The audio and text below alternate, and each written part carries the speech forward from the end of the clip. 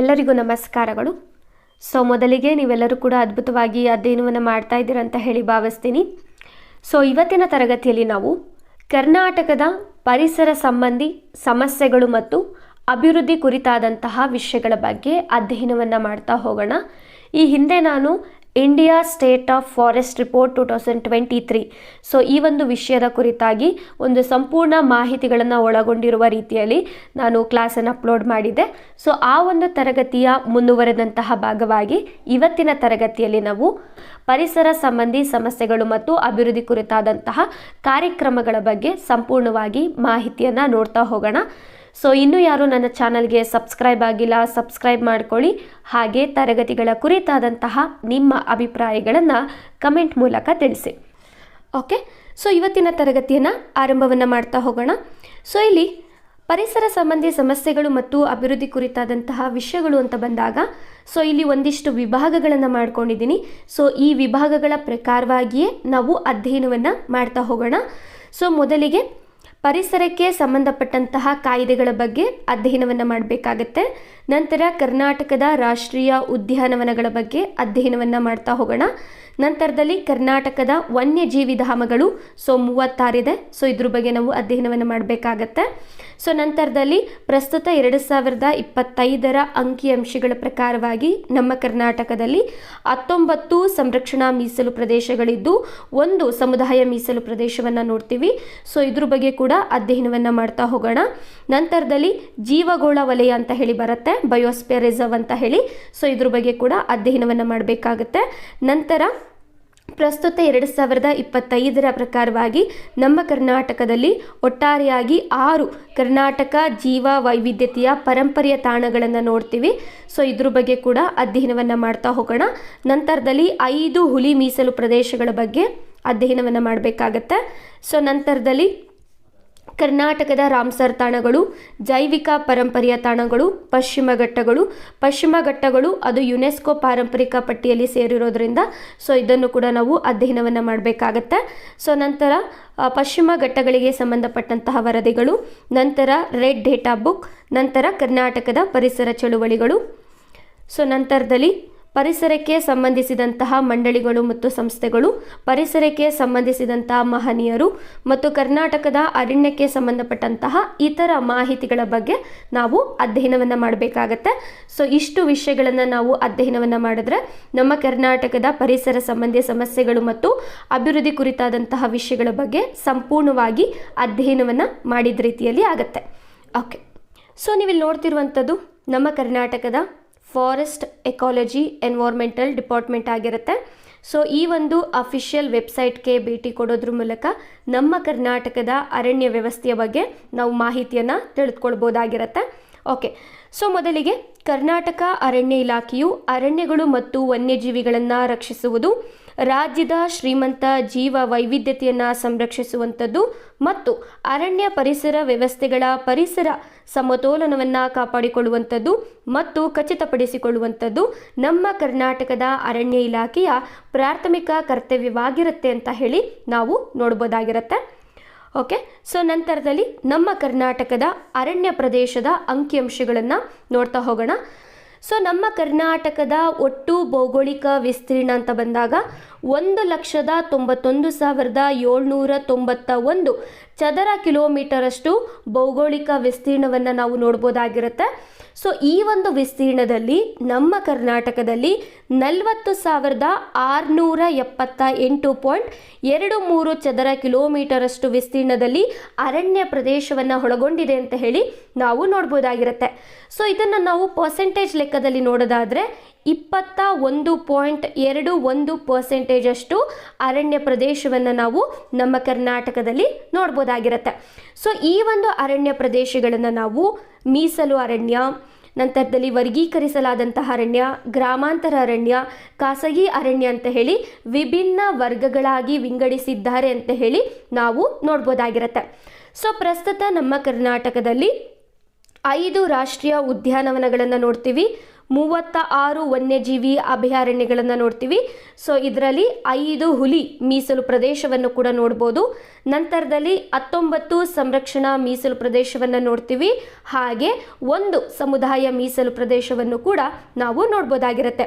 So ಇದಿಷ್ಟು ಮಾಹಿತಿಗಳಿದೆಯಲ್ಲ, so ಇದು ನಮ್ಮ ಕರ್ನಾಟಕದ ಅರಣ್ಯ ವಿಭಾಗಕ್ಕೆ 27.87% ಅಷ್ಟು ಕೊಡುಗೆಯನ್ನು ಕೊಡ್ತಾ ಇದೆ ಅಂತ ಹೇಳಿ ನಾವು ನೋಡ್ಬೋದಾಗಿರುತ್ತೆ.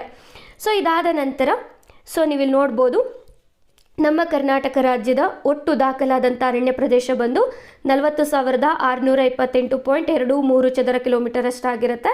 ಸೊ ಇದನ್ನು ಪರ್ಸೆಂಟೇಜ್ ಲೆಕ್ಕದಲ್ಲಿ ನೋಡೋದಾದರೆ 21.21% ಆಗಿರುತ್ತೆ. ಸೊ ನಂತರ ನಮ್ಮ ಕರ್ನಾಟಕದಲ್ಲಿ 5 ಹುಲಿ ಮೀಸಲು ಪ್ರದೇಶವನ್ನು, 36 ವನ್ಯಜೀವಿ ಅಭಯಾರಣ್ಯವನ್ನು, ಹಾಗೆ 19 ಸಂರಕ್ಷಣಾ ಮೀಸಲು ಪ್ರದೇಶ ಮತ್ತು 1 ಸಮುದಾಯ ಮೀಸಲು ಪ್ರದೇಶವನ್ನು ನಾವು ನೋಡ್ಬೋದಾಗಿರುತ್ತೆ. ಸೊ ಮತ್ತು ಈ ಎಲ್ಲ ವಿಷಯಗಳ ಬಗ್ಗೆ ನಾವು ಅಧ್ಯಯನವನ್ನು ಮಾಡಬೇಕಾಗತ್ತೆ. ಓಕೆ, ಸೊ ನಂತರದಲ್ಲಿ ಸೊ ನೀವಿಲ್ಲಿ ನೋಡ್ತಿರುವಂಥದ್ದು ನಮ್ಮ ಕರ್ನಾಟಕ ರಾಜ್ಯದಲ್ಲಿ ಜಾರಿಯಾಗಿರುವಂತಹ ಕಾಯ್ದೆಗಳಾಗಿರುತ್ತೆ ಮತ್ತು ಈ ಎಲ್ಲ ಕಾಯ್ದೆಗಳ ಅಡಿಯಲ್ಲಿ ಅರಣ್ಯ ಇಲಾಖೆಯು ಕಾರ್ಯವನ್ನು ನಿರ್ವಹಿಸ್ತಾ ಇದೆ ಅಂತ ಹೇಳಿ ನಾವು ನೋಡ್ಬೋದಾಗಿರುತ್ತೆ. ಸೊ ಮೊದಲಿಗೆ ಕರ್ನಾಟಕ ಅರಣ್ಯ ಕಾಯ್ದೆ 1963ರಲ್ಲಿ ಜಾರಿಯಾಗಿದೆ.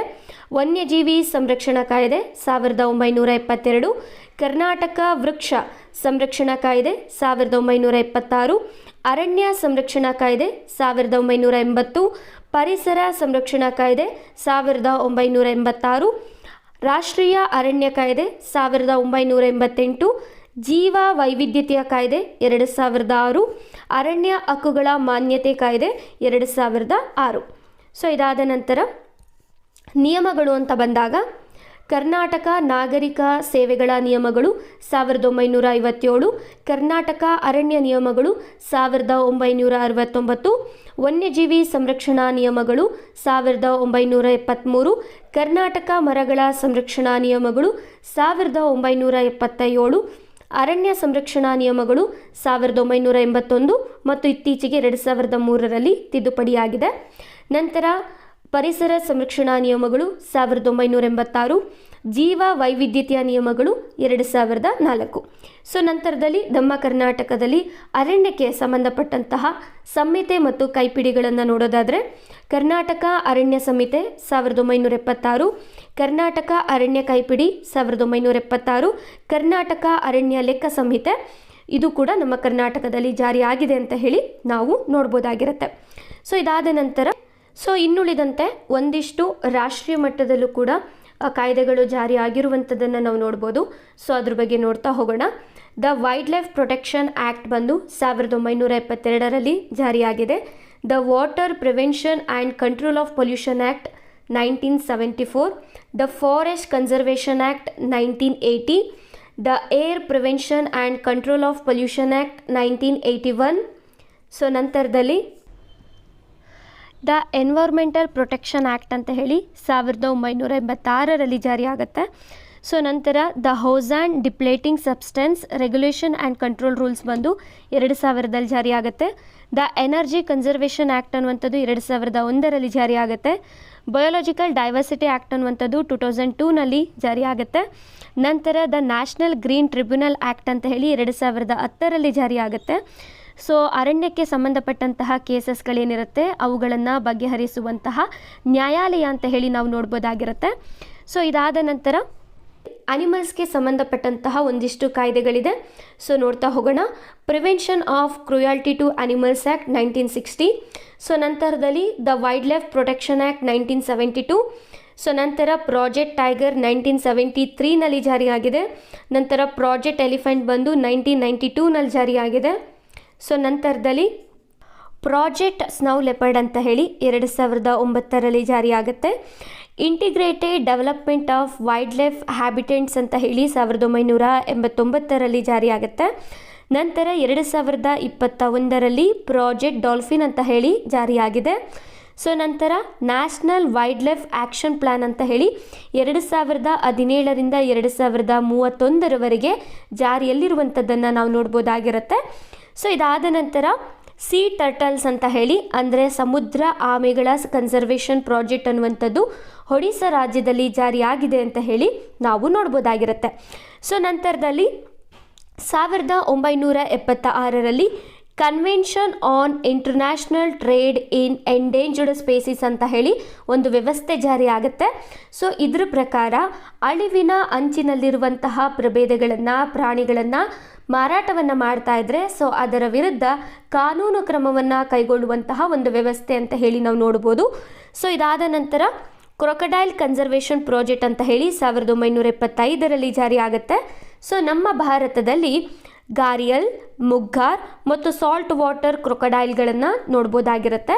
ಸೊ ಇದರಲ್ಲಿ ನಮ್ಮ ಕರ್ನಾಟಕದ ರಂಗನತಿಟ್ಟಿನಲ್ಲಿ ಮುಗ್ಗಾರ್ ಕ್ರೊಕೊಡೈಲನ್ನು ನಾವು ನೋಡ್ಬೋದಾಗಿರುತ್ತೆ. ಸೊ ನಂತರ ಪ್ರಾಜೆಕ್ಟ್ ಸ್ನೌ ಲೆಪರ್ಡ್ ಬಂದು 2009ರಲ್ಲಿ ಜಾರಿಯಾಗಿದೆ.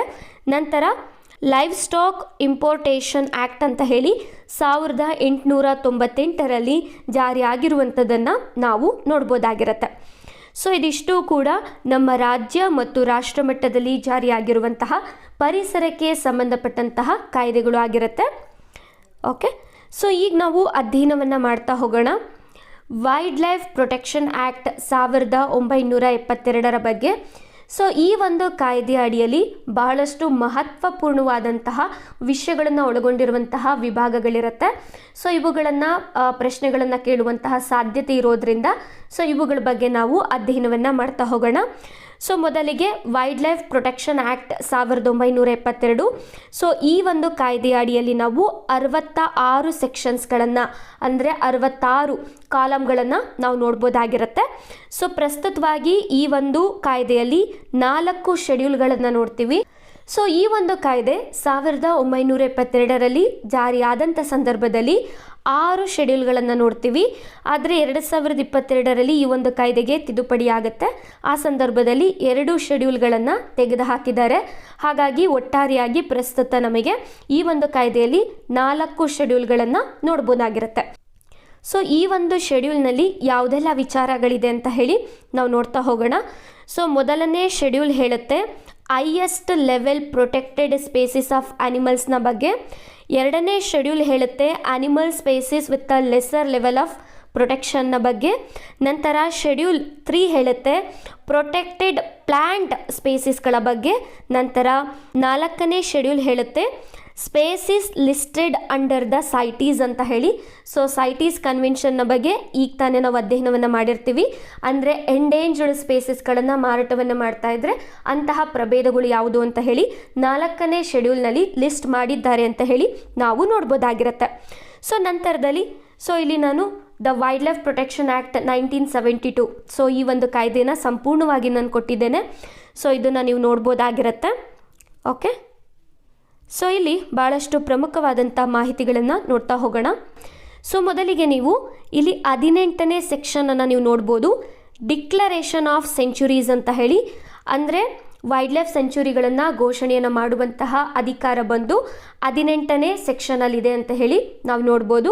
ಸೊ ಇಲ್ಲಿ ಮತ್ತೊಂದು ವಿಧಿಯನ್ನು ನೀವು ನೋಡ್ಬೋದಾಗಿರುತ್ತೆ. ಇಲ್ಲಿ 26 ಸಬ್ ಕ್ಲಾಸ್ ಎ ಅನ್ನುವಂತಹ ಸೆಕ್ಷನ್ ಹೇಳುತ್ತೆ declaration of area as century ಅಂತ ಹೇಳಿ. ಅಂದರೆ ಇಲ್ಲಿ ಒಂದು ಪ್ರದೇಶವನ್ನು ವೈಲ್ಡ್ ಲೈಫ್ ಸೆಂಚುರಿ ಅಂತ ಹೇಳಿ ಘೋಷಣೆಯನ್ನು ಮಾಡುವಂಥದ್ದು 26 ಸಬ್ ಕ್ಲಾಸ್ ಎ ನಲ್ಲಿ ಅಂತ ಹೇಳಿ ನಾವು ನೋಡ್ಬೋದಾಗಿರುತ್ತೆ. ಸೊ ಹಾಗಾಗಿ ಇದೆರಡು ಕೂಡ ಭಾಳಷ್ಟು ಇಂಪಾರ್ಟೆಂಟ್ ಆಗುತ್ತೆ. ಸೊ ನಂತರದಲ್ಲಿ 35ನೇ ಸೆಕ್ಷನ್ ಅಂತ ಬಂದಾಗ ಡಿಕ್ಲರೇಷನ್ ಆಫ್ ನ್ಯಾಷನಲ್ ಪಾರ್ಕ್, ಅಂದರೆ ರಾಷ್ಟ್ರೀಯ ಉದ್ಯಾನವನಗಳನ್ನು ಘೋಷಣೆಯನ್ನು ಮಾಡುವಂತಹ ಒಂದು ಕಾಲಮ್ ಅಥವಾ ಒಂದು ವಿಭಾಗ ಯಾವುದು ಅಂತ ಹೇಳಿದ್ರೆ 35ನೇ ವಿಭಾಗ ಅಂತ ಹೇಳಿ ನಾವು ನೋಡ್ಬೋದಾಗಿರುತ್ತೆ. ಸೊ ನಂತರದಲ್ಲಿ 38ನೇ ಸೆಕ್ಷನನ್ನು ನೋಡಿದಂಥ ಸಂದರ್ಭದಲ್ಲಿ power of central government to declare area as sanctuaries or national park ಅಂತ ಹೇಳಿ, ಅಂದರೆ ವೈಲ್ಡ್ ಲೈಫ್ ಸೆಂಚುರಿಗಳಾಗಿರ್ಬೋದು ಅಥವಾ ನ್ಯಾಷನಲ್ ಪಾರ್ಕ್ಗಳನ್ನು ಘೋಷಣೆಯನ್ನು ಮಾಡುವಂತಹ ಕೇಂದ್ರ ಸರ್ಕಾರದ ಒಂದು ಅಧಿಕಾರದ ಬಗ್ಗೆ ಈ ಒಂದು ವಿಭಾಗ ಮಾತಾಡ್ತಾ ಇದೆ ಅಂತ ಹೇಳಿ ನಾವು ನೋಡ್ಬೋದು. ಸೊ ಇದಾದ ನಂತರ ಸೊ ಇಲ್ಲಿ 38A ಸೆಕ್ಷನನ್ನು ನೋಡ್ಬೋದು. ಸೊ ಇದರಲ್ಲಿ ಸೆಂಟ್ರಲ್ ಝೂ ಅಥಾರಿಟಿಯನ್ನು ಸ್ಥಾಪನೆಯನ್ನು ಮಾಡುವಂತಹ ವಿಚಾರದ ಬಗ್ಗೆ ತಿಳಿಸ್ತಾ ಇದೆ. ಸೊ ನಂತರದಲ್ಲಿ ಬಹಳಷ್ಟು ಇಂಪಾರ್ಟೆಂಟು ಈ ಒಂದು ವಿಭಾಗ. ಸೊ ಇಲ್ಲಿ 38 ಸಬ್ ಕ್ಲಾಸ್ ಎಲ್ ಅನ್ನುವಂತಹ ಒಂದು ಸೆಕ್ಷನಲ್ಲಿ ನ್ಯಾಷನಲ್ ಟೈಗರ್ ಕನ್ಸರ್ವೇಷನ್ ಅಥಾರಿಟಿಯನ್ನು ರಾಷ್ಟ್ರೀಯ ಮಟ್ಟದಲ್ಲಿ ಸ್ಥಾಪನೆಯನ್ನು ಮಾಡ್ತಾರೆ ಅಂತ ಹೇಳಿ ನಾವು ನೋಡ್ಬೋದಾಗಿರುತ್ತೆ. ಸೊ ಇದನ್ನು ನಾವು NTCA ಅಂತ ಹೇಳಿ ಕೂಡ ಕರಿತೀವಿ. ಸೊ ಈ ಒಂದು NTCAಯ ಒಂದು ಅಧಿಕಾರಗಳು, ಕಾರ್ಯವಿಧಾನಗಳ ಬಗ್ಗೆ 38 ಸಬ್ ಕ್ಲಾಸ್ O ಅನ್ನುವಂತಹ ಒಂದು ವಿಭಾಗ ಮಾಹಿತಿಗಳನ್ನು ಕೊಡ್ತಾ ಹೋಗುತ್ತೆ. ಸೊ ನೀವಿಲ್ಲಿ ನೋಡ್ಬೋದು powers and functions of tiger conservation authority ಅಂತ ಹೇಳಿ. ಸೊ ಹಾಗಾಗಿ ಇವೆರಡು ಕೂಡ ಭಾಳಷ್ಟು ಇಂಪಾರ್ಟೆಂಟ್ ಆಗುತ್ತೆ. ಸೊ ನಂತರದಲ್ಲಿ 38V ಅಂತ ಬಂದಾಗ ಟೈಗರ್ ಕನ್ಸರ್ವೇಷನ್ ಪ್ಲ್ಯಾನ್ನ ಬಗ್ಗೆ ಈ ಒಂದು ವಿಭಾಗ ಮಾಹಿತಿಗಳನ್ನು ಕೊಡ್ತಾ ಹೋಗುತ್ತೆ. ಅಂದರೆ ಒಂದು ಟೈಗರ್ ರಿಸರ್ವನ್ನು ಘೋಷಣೆಯನ್ನು ಮಾಡಬೇಕು ಅಂತ ಹೇಳಿದ್ರೆ ಯಾವ ರೀತಿಯಾದಂತಹ ಕಾರ್ಯವಿಧಾನಗಳನ್ನು ಫಾಲೋ ಮಾಡಬೇಕು ಅಂತ ಹೇಳಿ ಈ ಒಂದು ವಿಭಾಗ ಹೇಳುತ್ತೆ. ಸೊ ಇದರಲ್ಲಿ ಸೊ ಇಲ್ಲೊಂದು ಮಾಹಿತಿ ಇದೆ. ಸೊ ನೋಡ್ತಾ ಹೋಗೋಣ. ಸೊ ಇಲ್ಲಿ ನೀವು ನೋಡ್ತಾ ಇದ್ದೀರಾ 38V ಅನ್ನು. ಸೊ ಇದರಲ್ಲಿ ನಾವು ಟೈಗರ್ ಕನ್ಸರ್ವೇಷನ್ ಪ್ಲ್ಯಾನನ್ನು ನೋಡ್ಬೋದಾಗಿರುತ್ತೆ. ಸೊ ಈ ಒಂದು ವಿಭಾಗದಲ್ಲಿ 38V ಸಬ್ ಕ್ಲಾಸ್ 1 ಅಂತ ಬಂದಾಗ ಇಲ್ಲಿ ರಾಜ್ಯ ಸರ್ಕಾರವು ಒಂದು ಪ್ರದೇಶವನ್ನು ಟೈಗರ್ ರಿಸರ್ವ್ ಅಂತ ಹೇಳಿ ಘೋಷಣೆ ಮಾಡ್ಬೋದು ಅಂತ ಹೇಳಿ NTCAದವರಿಗೆ ರೆಕಮೆಂಡೇಶನ್ ಮಾಡುವಂತಹ ಒಂದು ವಿಚಾರದ ಬಗ್ಗೆ ಇಲ್ಲಿ ಮಾಹಿತಿಯನ್ನು ಕೊಡ್ತಾ ಹೋಗುತ್ತೆ. ಸೊ ಹಾಗಾಗಿ 38V ಸಬ್ ಕ್ಲಾಸ್ 1 ಅಂತ ಬಂದಾಗ ಇಲ್ಲಿ ರಾಜ್ಯ ಸರ್ಕಾರಗಳು ಒಂದು ರೆಕಮೆಂಡೇಶನ್ ಅಥವಾ ಶಿಫಾರಸನ್ನು ಮಾಡ್ತಾರೆ ಅಂತ ಹೇಳಿ ನಾವು ನೋಡ್ಬೋದಾಗಿರುತ್ತೆ. ಸೊ ಇದಾದ ನಂತರ ಸೊ ಇಲ್ಲಿ ಮತ್ತೊಂದಿಷ್ಟು ಮಾಹಿತಿಗಳನ್ನು ನೀವು ನೋಡ್ತಾ ಹೋಗ್ಬೋದು. ಬಟ್ ಇಲ್ಲಿ ಯಾವುದು ಇಂಪಾರ್ಟೆಂಟ್ ಅದನ್ನು ಮಾತ್ರ ನಾನು ಇಲ್ಲಿ ವಿಚಾರಗಳನ್ನು ತಿಳಿಸಿದ್ದೇನೆ. ಸೊ ಒಟ್ಟಾರೆಯಾಗಿ ನಾವು ನೋಡೋದಾದರೆ ಡಿಕ್ಲರೇಷನ್ ಆಫ್ ಸೆಂಚುರೀಸನ್ನು ನೋಡ್ತೀವಿ.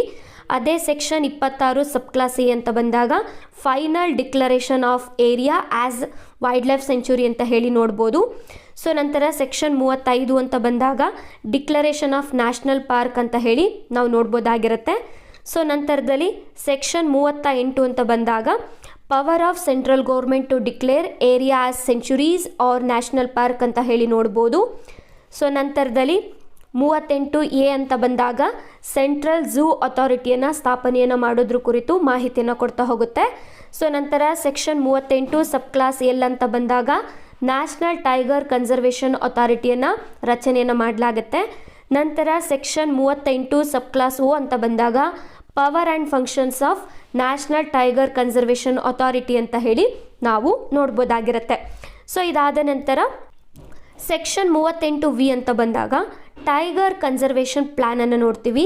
ಸೊ ಇದರ ಅಡಿಯಲ್ಲಿ ಟೈಗರ್ಸ್ಗಳನ್ನು ಪ್ರೊಟೆಕ್ಟ್ ಮಾಡುವಂಥದ್ದು ಮತ್ತು ಟೈಗರ್ಗಳ ಒಂದು ಕೋರ್ ಮತ್ತು ಬಫರ್ ಏರಿಯಾ ಏನಿರುತ್ತೆ ಸೊ ಇವುಗಳನ್ನು ನಿರ್ವಹಣೆಯನ್ನು ಮಾಡುವಂಥದ್ದು ಮತ್ತು ಹುಲಿಗಳ ಒಂದು ಹ್ಯಾಬಿಟೇಟ್ ಆವಾಸ ಸ್ಥಾನ ಏನಿರುತ್ತೆ ಸೊ ಅವುಗಳನ್ನು ಇಂಪ್ರೂವ್ಮೆಂಟ್ ಮಾಡುವಂಥದ್ದು, ನಂತರ ಹ್ಯೂಮನ್ ಮತ್ತು ಟೈಗರ್ನ ನಡುವಿನ ಸಂಘರ್ಷವನ್ನು ಕಡಿಮೆ ಮಾಡುವಂಥದ್ದು. ಸೊ ಅವೆಲ್ಲವೂ ಕೂಡ ಟೈಗರ್ ಕನ್ಸರ್ವೇಷನ್ ಪ್ಲ್ಯಾನಲ್ಲಿ ಇರುವಂಥ ಮಾಹಿತಿಗಳು ಆಗಿರುತ್ತೆ. ಸೊ ಇದಾದ ನಂತರ ಸೆಕ್ಷನ್ 38V ಸಬ್ ಕ್ಲಾಸ್ 1ರಲ್ಲಿ ನಾವು ರಾಜ್ಯ ಸರ್ಕಾರಗಳು ಟೈಗರ್ ರಿಸರ್ವ್ಗಳನ್ನು ಘೋಷಿಸಬಹುದು ಅಂತ ಹೇಳಿ ಶಿಫಾರಸನ್ನು ಮಾಡುವಂತಹ ಒಂದು ವಿಚಾರವನ್ನು ಕೂಡ ನಾವು ನೋಡ್ಬೋದಾಗಿರುತ್ತೆ. ಸೊ ನಂತರದಲ್ಲಿ ಈ ಮಾಹಿತಿಯನ್ನು ಈಗ ಆಲ್ರೆಡಿ ನೀವು ಅಧ್ಯಯನವನ್ನು ಮಾಡಿರ್ತೀರ. ಸೊ ಇದಿಷ್ಟೂ ಕೂಡ ಬಹಳಷ್ಟು ಇಂಪಾರ್ಟೆಂಟ್ ಆಗಿರುವಂತಹ ಮಾಹಿತಿಗಳು ಆಗಿರುತ್ತೆ. ಓಕೆ ಸೊ ಈಗ ನಾವು ಅಧ್ಯಯನವನ್ನು ಮಾಡ್ತಾ ಹೋಗೋಣ ರಾಷ್ಟ್ರೀಯ ಉದ್ಯಾನವನಗಳು ಅಂದರೆ ನ್ಯಾಷನಲ್ ಪಾರ್ಕ್ಗಳ ಬಗ್ಗೆ. ಸೊ ಈಗ ಆಲ್ರೆಡಿ ನಾವು ಅಧ್ಯಯನವನ್ನು ಮಾಡಿದ ರೀತಿಯಲ್ಲಿ ವೈಲ್ಡ್ ಲೈಫ್ ಪ್ರೊಟೆಕ್ಷನ್ ಆ್ಯಕ್ಟ್ 1972 ಏನಿದೆ ಸೊ ಇದರ ಅಡಿಯಲ್ಲಿ ಸೆಕ್ಷನ್ 35ರಲ್ಲಿ ಡಿಕ್ಲರೇಷನ್ ಆಫ್ ನ್ಯಾಷನಲ್ ಪಾರ್ಕ್ ಅಂದರೆ ರಾಷ್ಟ್ರೀಯ ಉದ್ಯಾನವನಗಳನ್ನು ಘೋಷಣೆಯನ್ನು ಮಾಡುವಂತಹ ವಿಚಾರವನ್ನು ನಾವು ನೋಡ್ಬೋದಾಗಿರುತ್ತೆ. ಸೊ ಈ ಒಂದು ಸೆಕ್ಷನ್ನ ಪ್ರಕಾರವಾಗಿ ನಮ್ಮ ರಾಜ್ಯದ ಒಳಗಡೆ ಒಂದು ಪ್ರದೇಶವನ್ನು ರಾಷ್ಟ್ರೀಯ ಉದ್ಯಾನವನ ಅಂತ ಹೇಳಿ ಘೋಷಣೆ ಮಾಡುವಂತಹ ಅಧಿಕಾರ ರಾಜ್ಯ ಸರ್ಕಾರಗಳಿಗೆ ಇರುತ್ತೆ. ಸೊ ಹಾಗಾಗಿ ಈ ಒಂದು ಸೆಕ್ಷನ್ನ ಪ್ರಕಾರ ರಾಜ್ಯ ಸರ್ಕಾರವು ಒಂದು ಪ್ರದೇಶವನ್ನು ರಾಷ್ಟ್ರೀಯ ಉದ್ಯಾನವನ ಅಂತ ಹೇಳಿ ಘೋಷಣೆ ಮಾಡಬಹುದಾದಂತಹ ಅಧಿಕಾರವನ್ನು ಹೊಂದಿದೆ ಅಂತ ಹೇಳಿ ನಾವು ನೋಡ್ಬೋದಾಗಿರುತ್ತೆ. ಸೊ ಇಲ್ಲಿ ಒಂದು ಮಾಹಿತಿಯನ್ನು ನೀವು ಗಮನಿಸಬೇಕು. ಸೊ ಒಂದು ರಾಜ್ಯದ ಒಳಗಡೆ ಒಂದು ಪ್ರದೇಶವನ್ನು ನ್ಯಾಷನಲ್ ಪಾರ್ಕ್ ಅಂತ ಹೇಳಿ ಘೋಷಣೆಯನ್ನು ಮಾಡಬೇಕು ಅಂತ ಹೇಳಿದ್ರೆ ಆ ಒಂದು ಅಧಿಕಾರ ರಾಜ್ಯ ಸರ್ಕಾರಗಳ ಹತ್ರ ಇರುತ್ತೆ. ಆದರೆ ಇದನ್ನು ಹೊರತುಪಡಿಸಿ ಕೆಲವೊಂದಿಷ್ಟು ಸ್ಪೆಷಲ್ ಕ್ಯಾಟಗರಿ ಅಂತ ಹೇಳಿ ಬರುತ್ತೆ. ಸೊ ಆ ವಿಭಾಗಗಳಲ್ಲಿ ಕೇಂದ್ರ ಸರ್ಕಾರವು ಕೂಡ ರಾಷ್ಟ್ರೀಯ ಉದ್ಯಾನವನಗಳನ್ನು ಘೋಷಣೆಯನ್ನು ಮಾಡುವಂತಹ ಅಧಿಕಾರಗಳಿರುತ್ತೆ. ಸೊ ಅದನ್ನು ಹೊರತುಪಡಿಸಿದ್ರೆ ನಮ್ಮ ರಾಜ್ಯ ಅಂತ ಬಂದಾಗ ನಮ್ಮ ರಾಜ್ಯದಲ್ಲಿರುವಂತಹ ಒಂದು ನ್ಯಾಷನಲ್ ಪಾರ್ಕ್ಗಳನ್ನು ಘೋಷಣೆಯನ್ನು ಮಾಡುವಂತಹ ಒಂದು ಅಧಿಕಾರ ನಮ್ಮ ರಾಜ್ಯ ಸರ್ಕಾರಗಳ ಹತ್ರ ಇರುತ್ತೆ ಅಂತ ಹೇಳಿ ನಾವು ನೋಡ್ಬೋದು. ಸೊ ಇಲ್ಲಿ ರಾಜ್ಯ ಸರ್ಕಾರಗಳೇನು ಮಾಡುತ್ತೆ ಅಂದರೆ ಒಂದು ಪ್ರದೇಶವನ್ನು ಅದರ ಪರಿಸರ, ಅದರ ಜೈವಿಕ ಮಹತ್ವವನ್ನು ಪರಿಶೀಲನೆಯನ್ನು ಮಾಡ್ತಾರೆ. ಸ್ಥಳೀಯರ ಹಕ್ಕು ಮತ್ತು ಕಾವಲುಗಳ ಬಗ್ಗೆ ಪರಿಶೀಲನೆಯನ್ನು ಮಾಡ್ತಾರೆ. ನಂತರದಲ್ಲಿ ಆ ಒಂದು ಪ್ರದೇಶವನ್ನು ನ್ಯಾಷನಲ್ ಪಾರ್ಕ್ ಅಂತ ಹೇಳಿ ಘೋಷಣೆಯನ್ನು ಮಾಡ್ಬೋದು ಅಂತ ಹೇಳಿದ್ರೆ ಗೆಜೆಟ್ ನೋಟಿಫಿಕೇಷನನ್ನು ಹೊರಡಿಸೋದ್ರ ಮೂಲಕ ಅಧಿಕೃತವಾಗಿ ನ್ಯಾಷನಲ್ ಪಾರ್ಕ್ ಅಂತ ಹೇಳಿ ರಾಜ್ಯ ಸರ್ಕಾರಗಳು ಪ್ರಕಟಣೆಯನ್ನು ಮಾಡುತ್ತೆ ಅಂತ ಹೇಳಿ ನಾವು ನೋಡ್ಬೋದಾಗಿರುತ್ತೆ. ಸೊ ಈಗ ರಾಜ್ಯದ ಒಳಗಡೆ ಒಂದು ಘೋಷಿತವಾಗಿರುವಂತಹ ನ್ಯಾಷನಲ್ ಪಾರ್ಕ್ಗಳು ಅಂತ ಬಂದಾಗ ಸೊ ಕೇಂದ್ರ ಸರ್ಕಾರದ ಪಾತ್ರ ಏನಿರುತ್ತೆ ಅಂದರೆ ಆ ಒಂದು ರಾಷ್ಟ್ರೀಯ ಉದ್ಯಾನವನಗಳಿಗೆ ಧನ ಸಹಾಯವನ್ನು ನೀಡುವಂಥದ್ದು, ನೀತಿ ಮಾರ್ಗದರ್ಶನವನ್ನು ಕೊಡುವಂಥದ್ದು, ಪ್ರಾಜೆಕ್ಟ್ ಟೈಗರ್, ಪ್ರಾಜೆಕ್ಟ್ ಎಲಿಫೆಂಟ್ ವಿಶೇಷ ಕಾರ್ಯಕ್ರಮಗಳ ಮೂಲಕ ಬೆಂಬಲವನ್ನು ಕೊಡುವಂಥದ್ದು ಕೇಂದ್ರ ಸರ್ಕಾರದ ಜವಾಬ್ದಾರಿ ಆಗಿರುತ್ತೆ ಅಂತ ಹೇಳಿ ನಾವು ನೋಡ್ಬೋದು. ಸೊ ಇದಾದ ನಂತರ ಈಗ ನಾವು ಅಧ್ಯಯನವನ್ನು ಮಾಡ್ತಾ ಹೋಗೋಣ ನಮ್ಮ ಕರ್ನಾಟಕದಲ್ಲಿರುವಂತಹ 5 ರಾಷ್ಟ್ರೀಯ ಉದ್ಯಾನವನಗಳ ಬಗ್ಗೆ. ಸೊ ಮೊದಲಿಗೆ ಅಂಶಿ ನ್ಯಾಷನಲ್ ಪಾರ್ಕನ್ನು ನಾವು ಅಧ್ಯಯನ ಮಾಡಬೇಕಾಗುತ್ತೆ. ನಂತರದಲ್ಲಿ Bandipur national park, Bannerghatta national park, Kudremukh national park, ನಂತರದಲ್ಲಿ Nagarhole national park. Okay, so ಇಲ್ಲಿ ನೋಡ್ತಿರುವಂಥ ಮಾಹಿತಿ ಏನಿದೆ ಇದು 2024 ಮತ್ತು 25ನೇ ಸಾಲಿನ ಅರಣ್ಯ ಇಲಾಖೆಯ ಒಂದು ವಾರ್ಷಿಕ ವರದಿಯಾಗಿರುತ್ತೆ. ಸೊ ಇದರ ಪ್ರಕಾರವಾಗಿ ಬನ್ನೇರುಘಟ್ಟ ಅಂತ ಬಂದಾಗ ನಾವು 260.51 ಚದರ ಕಿಲೋಮೀಟರಷ್ಟು ನ್ಯಾಷನಲ್ ಪಾರ್ಕನ್ನು ನೋಡ್ಬೋದು. ನಂತರದಲ್ಲಿ ಕುದುರೆಮುಖ ನ್ಯಾಷನಲ್ ಪಾರ್ಕ್ ಅಂತ ಬಂದಾಗ 600.57 ಚದರ ಕಿಲೋಮೀಟರಷ್ಟು ವಿಸ್ತೀರ್ಣವನ್ನು ನೋಡ್ಬೋದಾಗಿರುತ್ತೆ. ಸೊ ನಂತರ ಅಂಶಿ ರಾಷ್ಟ್ರೀಯ ಉದ್ಯಾನವನ ಅಂತ ಬಂದಾಗ 417.34 ಚದರ ಕಿಲೋಮೀಟರಷ್ಟು ವಿಸ್ತೀರ್ಣವನ್ನು ನೋಡ್ಬೋದು. ನಂತರ ಬಂಡೀಪುರ ರಾಷ್ಟ್ರೀಯ ಉದ್ಯಾನವನ ಅಂತ ಬಂದಾಗ 872.24 ಚದರ ಕಿಲೋಮೀಟರಷ್ಟು ವಿಸ್ತೀರ್ಣವನ್ನು ನಾವು ನೋಡ್ಬೋದಾಗಿರುತ್ತೆ. ಸೊ ನಂತರದಲ್ಲಿ ನಾಗರಹೊಳೆ ರಾಷ್ಟ್ರೀಯ ಉದ್ಯಾನವನ ಅಂತ ಬಂದಾಗ 643.39 ಚದರ ಕಿಲೋಮೀಟರಷ್ಟು ವಿಸ್ತೀರ್ಣವನ್ನು ನಾವು ನೋಡ್ಬೋದಾಗಿರುತ್ತೆ. ಸೊ ನಂತರದಲ್ಲಿ ಈಗ ಬಂಡೀಪುರ ರಾಷ್ಟ್ರೀಯ ಉದ್ಯಾನವನದ ಬಗ್ಗೆ ನಾವು ಅಧ್ಯಯನವನ್ನು ಮಾಡ್ತಾ ಹೋಗೋಣ. ಸೊ ಇದು ಮೈಸೂರು ಜಿಲ್ಲೆ ಮತ್ತು ಚಾಮರಾಜನಗರ ಜಿಲ್ಲೆಯಲ್ಲಿ ಹರಡಿಕೊಂಡಿದೆ ಅಂತ ಹೇಳಿ ನಾವು ನೋಡ್ಬೋದಾಗಿರುತ್ತೆ. ಸೊ ನೀವಿಲ್ಲಿ ಮ್ಯಾಪನ್ನು ನೋಡ್ತಾ ಇದ್ದೀರಾ ಬಂಡೀಪುರ ನ್ಯಾಷನಲ್ ಪಾರ್ಕ್ದು.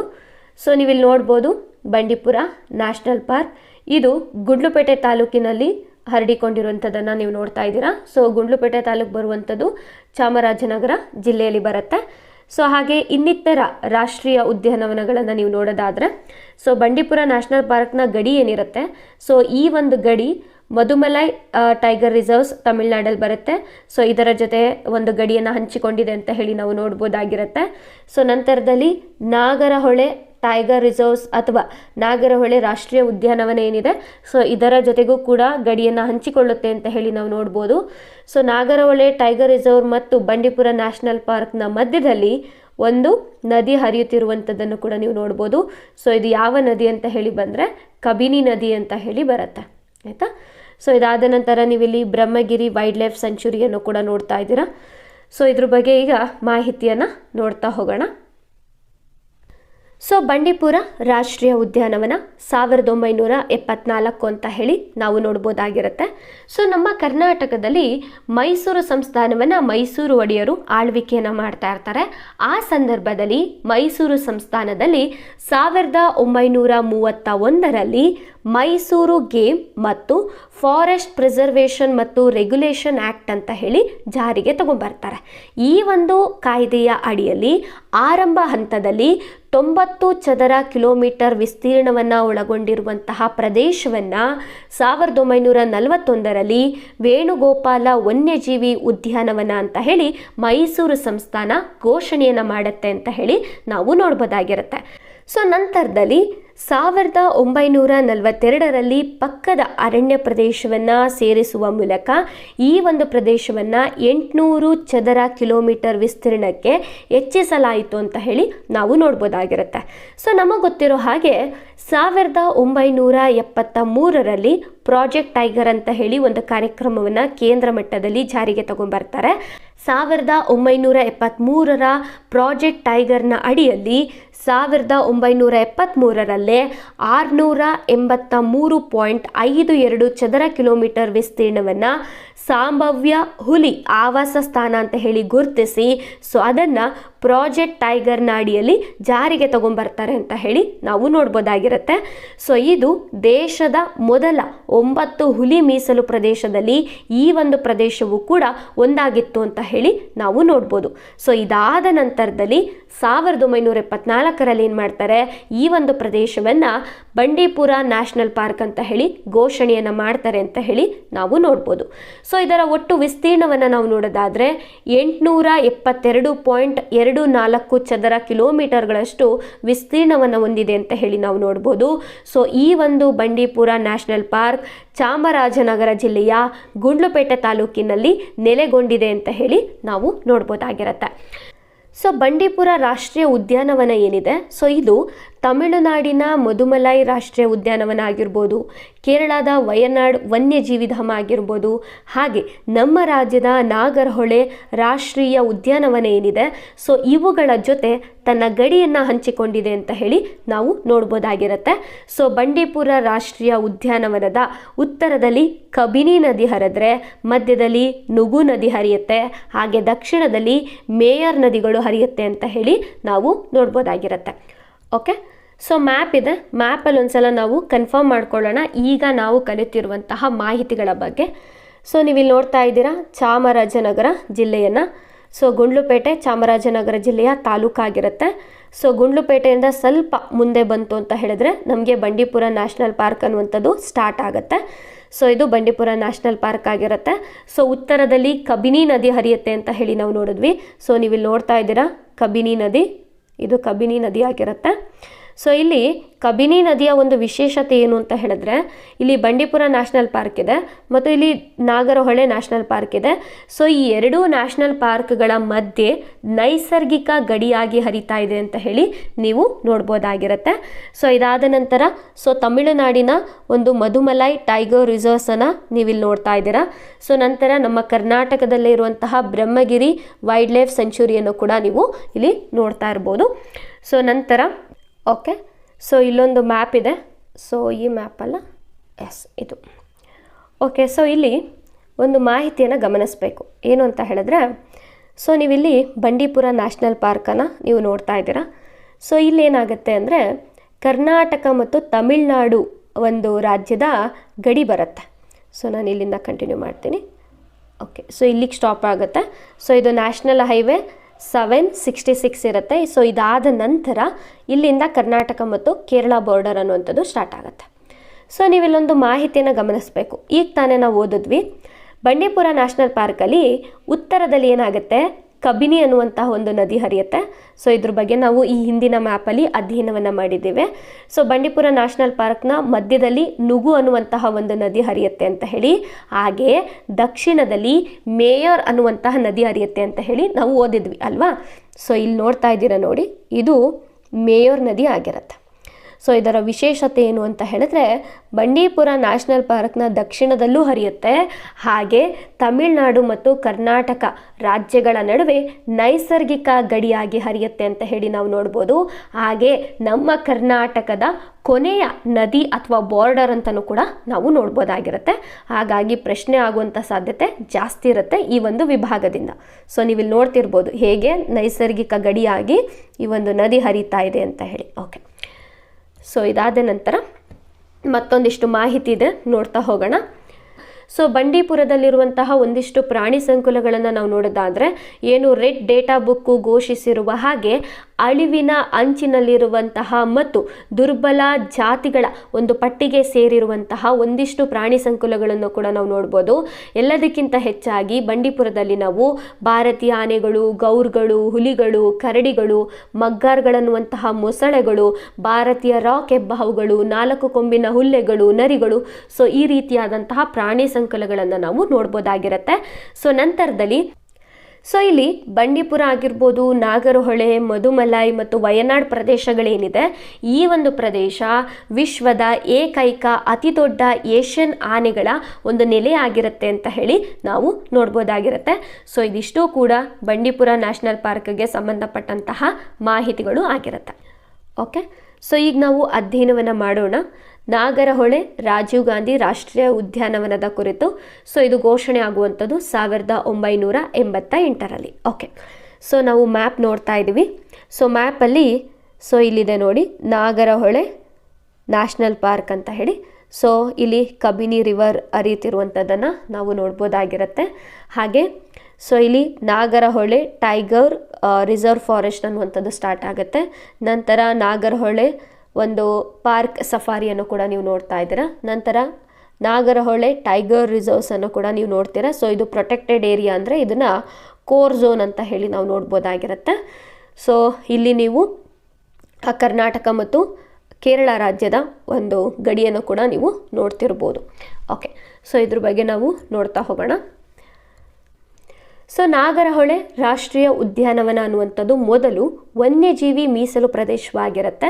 ಸೊ 1988ರಲ್ಲಿ ಈ ಒಂದು ಮೀಸಲು ಪ್ರದೇಶವನ್ನು ರಾಷ್ಟ್ರೀಯ ಉದ್ಯಾನವನ ಅಂತ ಹೇಳಿ ರಾಜ್ಯ ಸರ್ಕಾರ ಘೋಷಣೆಯನ್ನು ಮಾಡುತ್ತೆ. ಸೊ ಈ ಒಂದು ರಾಷ್ಟ್ರೀಯ ಉದ್ಯಾನವನ ಕೊಡಗು ಜಿಲ್ಲೆಯಲ್ಲಿರುವ ಈ ಉದ್ಯಾನವನವು ದಕ್ಷಿಣ ಭಾರತದ ಅತ್ಯುನ್ನತ ರಾಷ್ಟ್ರೀಯ ಉದ್ಯಾನವನ ಆಗಿದೆ. 1999ರವರೆಗೆ ಕೇಂದ್ರ ಸರ್ಕಾರದ ಪ್ರಾಜೆಕ್ಟ್ ಟೈಗರ್ ಯೋಜನೆಯ ಅವಿಭಾಜ್ಯ ಅಂಗ ಆಗಿತ್ತು ಅಂತ ಹೇಳಿ ನಾವು ನೋಡ್ಬೋದು. ನಂತರ ಕಬಿನಿ ಜಲಾಶಯವು ಬಂಡೀಪುರ ಉದ್ಯಾನವನದಿಂದ ನಾಗರಹೊಳೆ ಉದ್ಯಾನವನವನ್ನು ಪ್ರತ್ಯೇಕವನ್ನು ಮಾಡುತ್ತೆ ಅಂತ ಹೇಳಿ ನಾವು ನೋಡ್ಬೋದಾಗಿರುತ್ತೆ. ಸೊ ಈ ಒಂದು ನಾಗರಹೊಳೆ ರಾಷ್ಟ್ರೀಯ ಉದ್ಯಾನವನದಲ್ಲಿ ಹರಿಯುವಂತಹ ನದಿಗಳ ಬಗ್ಗೆ ನಾವು ನೋಡೋದಾದ್ರೆ, ಉತ್ತರದಲ್ಲಿ ಲಕ್ಷ್ಮಣ ತೀರ್ಥ ಅನ್ನುವಂತಹ ನದಿ ಹರಿಯುತ್ತೆ, ಹಾಗೆ ದಕ್ಷಿಣದಲ್ಲಿ ಕಬಿನಿ ಅನ್ನುವಂತಹ ನದಿ ಹರಿಯುತ್ತೆ. ಸೊ ಇವೆರಡು ಏನು ಮಾಡುತ್ತೆ, ಉಪನದಿಗಳನ್ನು ರೂಪಿಸಿದೆ ಅಂತ ಹೇಳಿ ನಾವು ನೋಡ್ಬೋದು. ಸೊ ನಂತರ ನಾಗರಹೊಳೆ ರಾಷ್ಟ್ರೀಯ ಉದ್ಯಾನವನದ ಉತ್ತರದಲ್ಲಿ ನಾವು ತಲಕಾವೇರಿ ವನ್ಯಜೀವಿ ಅಭಯಾರಣ್ಯಗಳನ್ನು ನಾವು ನೋಡ್ಬೋದಾಗಿರುತ್ತೆ. ಸೊ ನಂತರ ಆಗ್ನೇಯಕ್ಕೆ ನಾವು ಕರ್ನಾಟಕದ ಬಂಡೀಪುರ ಹುಲಿ ಮೀಸಲು ಪ್ರದೇಶವನ್ನು ನೋಡ್ಬೋದು.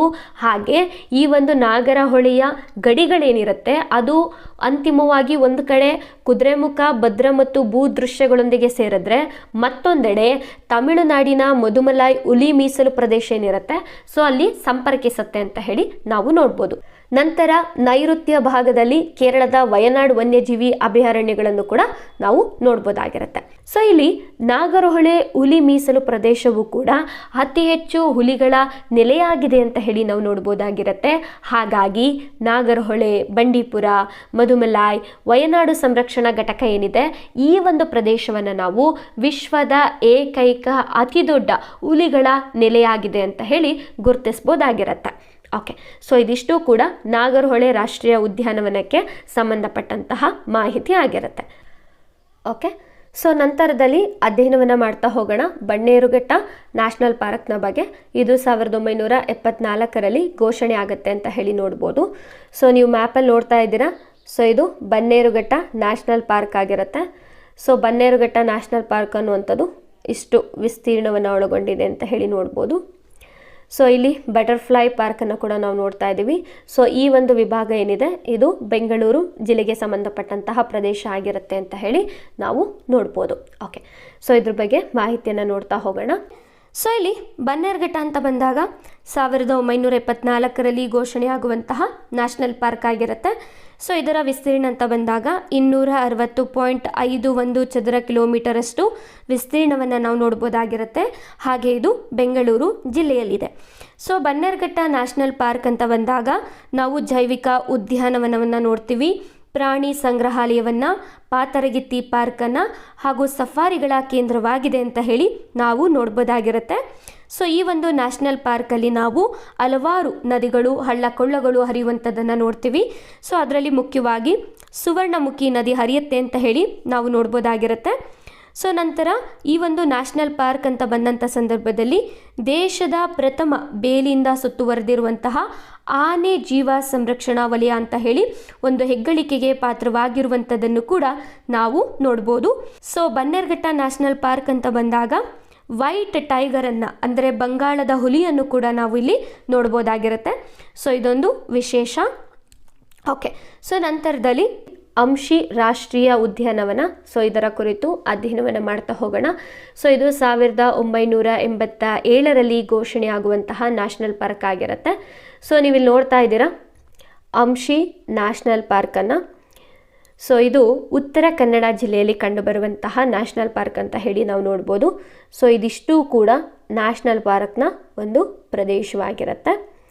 ಸೊ ನೀವಿಲ್ಲಿ ಒಂದು ನದಿ ಹರಿಯುತ್ತಿರೋದನ್ನು ಗಮನಿಸ್ಬೋದು. ಸೊ ಇಲ್ಲಿಂದ ಹರಿತಾ ಇದೆ ನೋಡಿ, ಇಲ್ಲಿ ದಾಂಡೇಲಿ ಇದೆ. ಸೊ ಇಲ್ಲಿಂದ ಹರಿತಾ ಇದೆ. ಸೊ ಇದು ಕಾರವಾರದ ಮುಖಾಂತರವಾಗಿ ಇದು ಅರಬ್ಬಿ ಸಮುದ್ರವನ್ನು ಸೇರ್ತಾ ಇದೆ ಅಂತ ಹೇಳಿ ನೀವು ನೋಡ್ಬೋದು. ಸೊ ಇದು ಯಾವ ನದಿ ಅಂತ ಹೇಳಿದ್ರೆ ಕಾಳಿ ನದಿ ಅಂತ ಹೇಳಿ ನಾವು ನೋಡ್ಬೋದಾಗಿರುತ್ತೆ. ಸೊ ಇದ್ರ ಬಗ್ಗೆ ನೋಡ್ತಾ ಹೋಗೋಣ. ಸೊ ಇಲ್ಲೊಂದು ಮ್ಯಾಪ್ ಇದೆ. ಸೊ ಇದರಲ್ಲೂ ಕೂಡ ನೀವು ನೋಡ್ಬೋದು. ಸೊ ಇದಿಷ್ಟು ಕೂಡ ಒಂದು ಅಂಶಿ ನ್ಯಾಷನಲ್ ಪಾರ್ಕ್ ಆಗಿರುತ್ತೆ. ಸೊ ನೀವಿಲ್ಲಿ ಕರ್ನಾಟಕ ಮತ್ತು ಗೋವಾ ಬಾರ್ಡರನ್ನು ಕೂಡ ನೀವು ನೋಡ್ಬೋದು. ಸೊ ಇಲ್ಲಿ ಅಂಶಿ ನ್ಯಾಷನಲ್ ಪಾರ್ಕ್ ಇದೆ. ಸೊ ನೀವಿಲ್ಲಿ ಕಾಳಿ ಟೈಗರ್ ರಿಸರ್ವ್ಸನ್ನು ಕೂಡ ನೋಡ್ಬೋದು. ಯಾಕೆ ಕಾಳಿ ಟೈಗರ್ ರಿಸರ್ವ್ಸ್ ಅಂತ ಹೇಳಿ ಕರೀತಾರೆ ಅಂದರೆ ಸೊ ಇಲ್ಲಿ ಕಾಳಿ ನದಿ ಹರಿಯೋದ್ರಿಂದ ಕಾಳಿ ರಿಸರ್ವ್ಸ್ ಅಂತ ಹೇಳಿ ಕರೀತಾರೆ ಅಂತ ಹೇಳಿ ನಾವು ನೋಡ್ಬೋದಾಗಿರುತ್ತೆ. ಸೊ ಇದ್ರ ಬಗ್ಗೆ ನೋಡ್ತಾ ಹೋಗೋಣ. ಅಂಶಿ ರಾಷ್ಟ್ರೀಯ ಉದ್ಯಾನವನವು ಕಾಳಿ ಹುಲಿ ಮೀಸಲು ಪ್ರದೇಶದ ಒಂದು ಭಾಗವಾಗಿದ್ದು ಹುಲಿ ಸಂರಕ್ಷಣೆಗೆ ಪ್ರಮುಖ ಭೂದೃಶ್ಯವಾಗಿದೆ ಅಂತ ಹೇಳಿ ನಾವು ನೋಡ್ಬೋದಾಗಿರುತ್ತೆ. ಅಂಶಿ ರಾಷ್ಟ್ರೀಯ ಉದ್ಯಾನವನವನ್ನು 2 ಸೆಪ್ಟೆಂಬರ್ 1987ರಲ್ಲಿ ರಾಷ್ಟ್ರೀಯ ಉದ್ಯಾನವನ ಅಂತ ಹೇಳಿ ಘೋಷಣೆಯನ್ನು ಮಾಡ್ತಾರೆ. ನಂತರ 2002ರಲ್ಲಿ ಈ ಒಂದು ಉದ್ಯಾನವನವನ್ನು ಅಂತಿಮವಾಗಿ ಅಧಿಸೂಚನೆಯನ್ನು ಹೊರಬರುತ್ತೆ. ಸೊ ಅದು ಅಧಿಕೃತವಾಗುತ್ತೆ. ಇದಾದ ನಂತರ 2007ರಲ್ಲಿ ಏನು ಮಾಡ್ತಾರೆ ಅಂದರೆ ಅಂಶಿ ರಾಷ್ಟ್ರೀಯ ಉದ್ಯಾನವನ ಮತ್ತು ದಾಂಡೇಲಿ ವನ್ಯಜೀವಿ ಸಂರಕ್ಷಣಾ ವಲಯ ಏನಿರುತ್ತೆ ಸೊ ಇದನ್ನು ಒಗ್ಗೂಡಿಸ್ತಾರೆ. ಅದನ್ನು ಟೈಗರ್ ರಿಸರ್ವ್ಸ್ ಅಂತ ಹೇಳಿ ಘೋಷಣೆಯನ್ನು ಮಾಡ್ತಾರೆ. ಯಾವಾಗ ಅಂದರೆ 2007ರಲ್ಲಿ.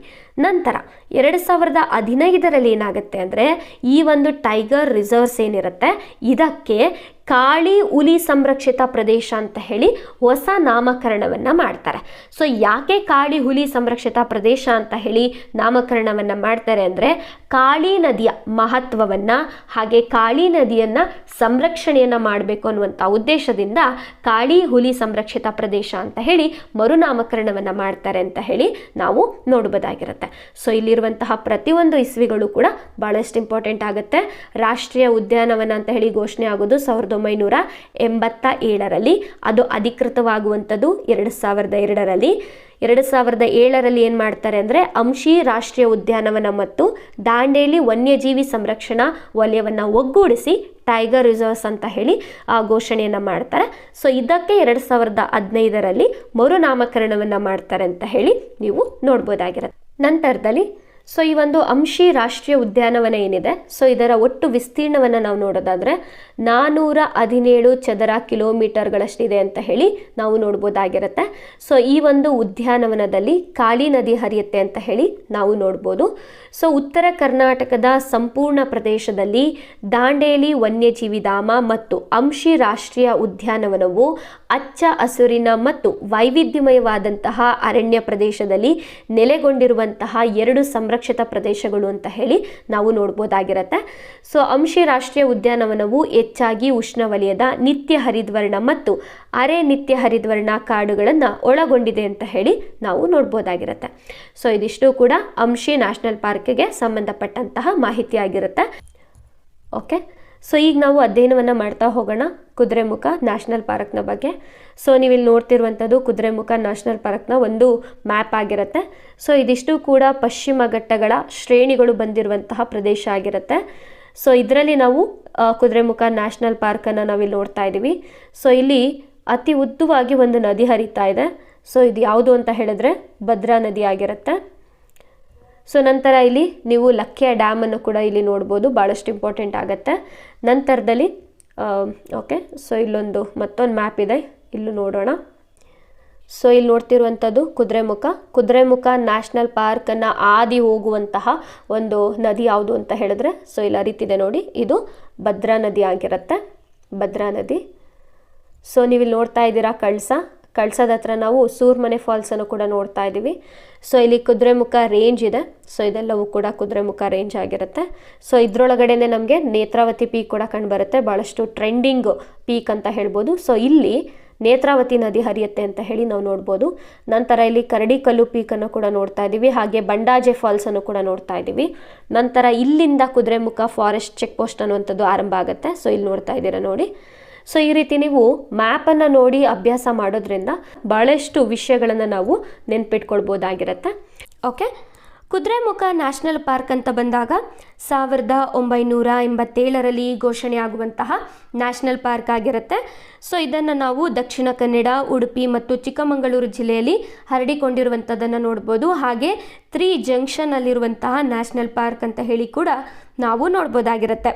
ಸೊ ಇದರ ವ್ಯಾಪ್ತಿಯನ್ನು ನಾವು ನೋಡೋದಾದರೆ 600.57 ಚದರ ಕಿಲೋಮೀಟರ್ ಅಷ್ಟು ವಿಸ್ತೀರ್ಣವನ್ನು ಒಳಗೊಂಡಿದೆ ಅಂತ ಹೇಳಿ ನಾವು ನೋಡ್ಬೋದು. ಸೊ ಕುದುರೆಮುಖ ನ್ಯಾಷನಲ್ ಪಾರ್ಕ್ ಅನ್ನುವಂಥದ್ದು ಪಶ್ಚಿಮ ಘಟ್ಟಗಳಲ್ಲಿನ ಕಡಿಮೆ ಎತ್ತರದ ತೇವಾಂಶವುಳ್ಳ ನಿತ್ಯ ಹರಿದ್ವರ್ಣ ಕಾಡುಗಳನ್ನು ಮತ್ತು ಶೋಲಾ ಹುಲ್ಲುಗಾವಲುಗಳನ್ನು ಹೊಂದಿರುವಂತಹ ಭವ್ಯವಾದ ಭೂದೃಶ್ಯವಾಗಿದೆ ಅಂತ ಹೇಳಿ ನಾವು ನೋಡ್ಬೋದಾಗಿರುತ್ತೆ. ಸೊ ಕುದುರೆಮುಖ ನ್ಯಾಷನಲ್ ಪಾರ್ಕ್ ಅಂತ ಬಂದಾಗ ವಿಶ್ವದ ಏಕೈಕ ಅತಿ ದೊಡ್ಡ ಸಿಂಹಬಾಲದ ಮಕಾಕಗಳನ್ನು ಕೂಡ ನಾವಿಲ್ಲಿ ಅತಿ ಹೆಚ್ಚಿನ ಪ್ರಮಾಣದಲ್ಲಿ ನೋಡ್ಬೋದಾಗಿರುತ್ತೆ. ಸೊ ಇದಾದ ನಂತರ ಕುದುರೆಮುಖದಲ್ಲಿ ಹರಿಯುವಂತಹ ನದಿಗಳು ಅಂತ ಬಂದಾಗ ತುಂಗಾ, ಭದ್ರಾ, ನೇತ್ರಾವತಿಯಂತಹ ನದಿಗಳಿಗೆ ಒಂದು ಉಗಮ ಸ್ಥಾನವಾಗಿದೆ ಅಂತ ಹೇಳಿ ನೋಡ್ಬೋದು. ಸೊ ಗುರುಪುರ, ಸ್ವರ್ಣ, ಸೀತಾ ನದಿಗಳಂತಹ ಅನೇಕ ನದಿಗಳ ಜಲಾಶಯದ ಪ್ರದೇಶವಾಗಿದೆ ಅಂತಲೂ ಕೂಡ ನಾವು ನೋಡ್ಬೋದಾಗಿರುತ್ತೆ. ಸೊ ಈ ಒಂದು ಪ್ರದೇಶದಲ್ಲಿ ಜಾಗತಿಕ ತಾಪಮಾನ ಏರಿಕೆ ಮತ್ತು ಹವಾಮಾನ ಬದಲಾವಣೆಗಳ ವಿದ್ಯಮಾನಕ್ಕೆ ಪರಿಹಾರವಾಗಿ ದೊಡ್ಡ ಇಂಗಾಲದ ಸಿಂಕ್ಗಳಲ್ಲಿ ಒಂದಾಗಿ ಕಾರ್ಯನಿರ್ವಹಿಸ್ತಾ ಇದೆ ಅಂತ ಹೇಳಿ ನಾವು ನೋಡ್ಬೋದಾಗಿರುತ್ತೆ. ಸೊ ನಂತರದಲ್ಲಿ ಓಕೆ, ಸೊ ಕುದುರೆಮುಖ ನ್ಯಾಷನಲ್ ಪಾರ್ಕ್ನ ಉತ್ತರ ಮತ್ತು ವಾಯುವ್ಯದಲ್ಲಿ ಒಂದಿಷ್ಟು ಸಂರಕ್ಷಿತ ಪ್ರದೇಶಗಳನ್ನು ನಾವು ನೋಡ್ಬೋದಾಗಿರುತ್ತೆ. ಸೊ ಅದು ಯಾವುದು ಅಂತ ಹೇಳಿದ್ರೆ ಸೋಮೇಶ್ವರ, ಮೂಕಾಂಬಿಕಾ, ಶರಾವತಿ, ಶೆಟ್ಟಿಹಳ್ಳಿ ವನ್ಯಜೀವಿ ಅಭಯಾರಣ್ಯ ಮತ್ತು ಭದ್ರಾ ಹುಲಿ ಅಭಯಾರಣ್ಯಗಳನ್ನು ನಾವು ನೋಡ್ಬೋದಾಗಿರುತ್ತೆ. ಇನ್ನು ಕುದುರೆಮುಖ ನ್ಯಾಷನಲ್ ಪಾರ್ಕ್ನ ದಕ್ಷಿಣ ಭಾಗದಲ್ಲಿ ನಾವು ಪುಷ್ಪಗಿರಿ, ತಲಕಾವೇರಿ, ಬ್ರಹ್ಮಗಿರಿ ವನ್ಯಜೀವಿ ಅಭಯಾರಣ್ಯಗಳು ಹಾಗೂ ನಾಗರಹೊಳೆ ಹುಲಿ ಸಂರಕ್ಷಿತ ಅರಣ್ಯ ಪ್ರದೇಶಗಳನ್ನು ಕೂಡ ನಾವು ನೋಡ್ಬೋದಾಗಿರುತ್ತೆ. ಸೊ ಹಾಗಾಗಿ ಈ ಕುದುರೆಮುಖ ನ್ಯಾಷನಲ್ ಪಾರ್ಕ್ ಏನಿದೆ ಇದು ಕರ್ನಾಟಕದ ಅನೇಕ ಸಂರಕ್ಷಿತ ಪ್ರದೇಶಗಳನ್ನು ಸಂಪರ್ಕಿಸುವಂತಹ ಪ್ರಮುಖ ಕಾರಿಡಾರ್ ಆಗಿದೆ ಅಂತ ಹೇಳಿ ನಾವು ನೋಡ್ಬೋದಾಗಿರುತ್ತೆ. ಸೊ ಇದಿಷ್ಟು ಕೂಡ ಕುದುರೆಮುಖ ನ್ಯಾಷನಲ್ ಪಾರ್ಕ್ಗೆ ಸಂಬಂಧಪಟ್ಟಂತಹ ಮಾಹಿತಿಗಳು ಆಗಿರುತ್ತೆ. ಸೊ ನೀವಿಲ್ಲಿ ನೋಡ್ತಾ ಇದ್ದೀರಾ ಕರ್ನಾಟಕ ರಾಜ್ಯ ಪ್ರವಾಸೋದ್ಯಮ ಮಂಡಳಿಯ ಬಗ್ಗೆ. ಸೊ ಇದರ ಒಂದು ಧ್ಯೇಯ ವಾಕ್ಯವನ್ನು ನಾವು ನೋಡೋದಾದರೆ ಒಂದು ರಾಜ್ಯ ಹಲವು ಲೋಕಗಳು ಅಂತ ಹೇಳಿ, ಒನ್ ಸ್ಟೇಟ್ ಮೆನಿ ವರ್ಲ್ಡ್ಸ್ ಅಂತ ಹೇಳಿ. ಸೊ ನಮ್ಮ ಕರ್ನಾಟಕದಲ್ಲಿ 36 ವನ್ಯಜೀವಿ ಅಭಯಾರಣ್ಯಗಳನ್ನು ನೋಡ್ಬೋದಾಗಿರುತ್ತೆ. ನಂತರ 19 ಸಂರಕ್ಷಣಾ ಮೀಸಲು ಪ್ರದೇಶವನ್ನು ಹಾಗೆ 1 ಸಮುದಾಯ ಮೀಸಲು ಪ್ರದೇಶವನ್ನು ನಾವು ನೋಡ್ಬೋದಾಗಿರುತ್ತೆ. ಸೊ ಇವುಗಳ ಬಗ್ಗೆ ಅಧ್ಯಯನವನ್ನು ಮಾಡ್ತಾ ಹೋಗೋಣ. ನಮ್ಮ ಕರ್ನಾಟಕ ರಾಜ್ಯದಲ್ಲಿರುವಂತಹ 36 ವನ್ಯಜೀವಿ ಅಭಯಾರಣ್ಯಗಳ ಬಗ್ಗೆ.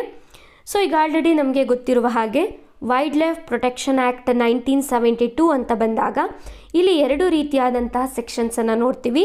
ಸೊ ಮೊದಲಿಗೆ 18 ಅಂತ ಬಂದಾಗ 18ನೇ ವಿಭಾಗದಲ್ಲಿ ಕೇವಲ ಡಿಕ್ಲರೇಷನ್ ಆಫ್ ಸೆಂಚುರೀಸ್ ಅಂತ ಹೇಳಿ ನೋಡಿದ್ವಿ. ನಂತರ ಸೆಕ್ಷನ್ 26 ಸಬ್ ಕ್ಲಾಸ್ ಎ ಅಂತ ಬಂದಾಗ final declaration of area as wild life century ಅಂತ ಹೇಳಿ ನೋಡಿದ್ವಿ. ಹಾಗಾಗಿ ಅಂತಿಮವಾಗಿ ಅಧಿಕೃತವಾಗಿ ಅಭಯಾರಣ್ಯಗಳನ್ನು ಈ ಒಂದು ವಿಭಾಗದಲ್ಲಿ ಘೋಷಣೆಯನ್ನು ಮಾಡ್ತಾರೆ ಅಂತ ಹೇಳಿ ನಾವು ನೋಡ್ಬೋದಾಗಿರುತ್ತೆ. ಸೊ ಇಲ್ಲಿ ಒಂದು ಪ್ರದೇಶವನ್ನು ಅಭಯಾರಣ್ಯ ಅಂತ ಹೇಳಿ ಘೋಷಣೆಯನ್ನು ಮಾಡುವಂತಹ ಅಧಿಕಾರ ರಾಜ್ಯ ಸರ್ಕಾರಗಳಿಗಿದೆ ಅಂತ ಹೇಳಿ ನಾವು ನೋಡ್ಬೋದಾಗಿರುತ್ತೆ. ಓಕೆ ಸೊ ನೀವಿಲ್ಲಿ ನೋಡ್ತಾ ಇದ್ದೀರಾ ಕಾಯ್ದೆಯ ಒಂದು ವಿಭಾಗವನ್ನು.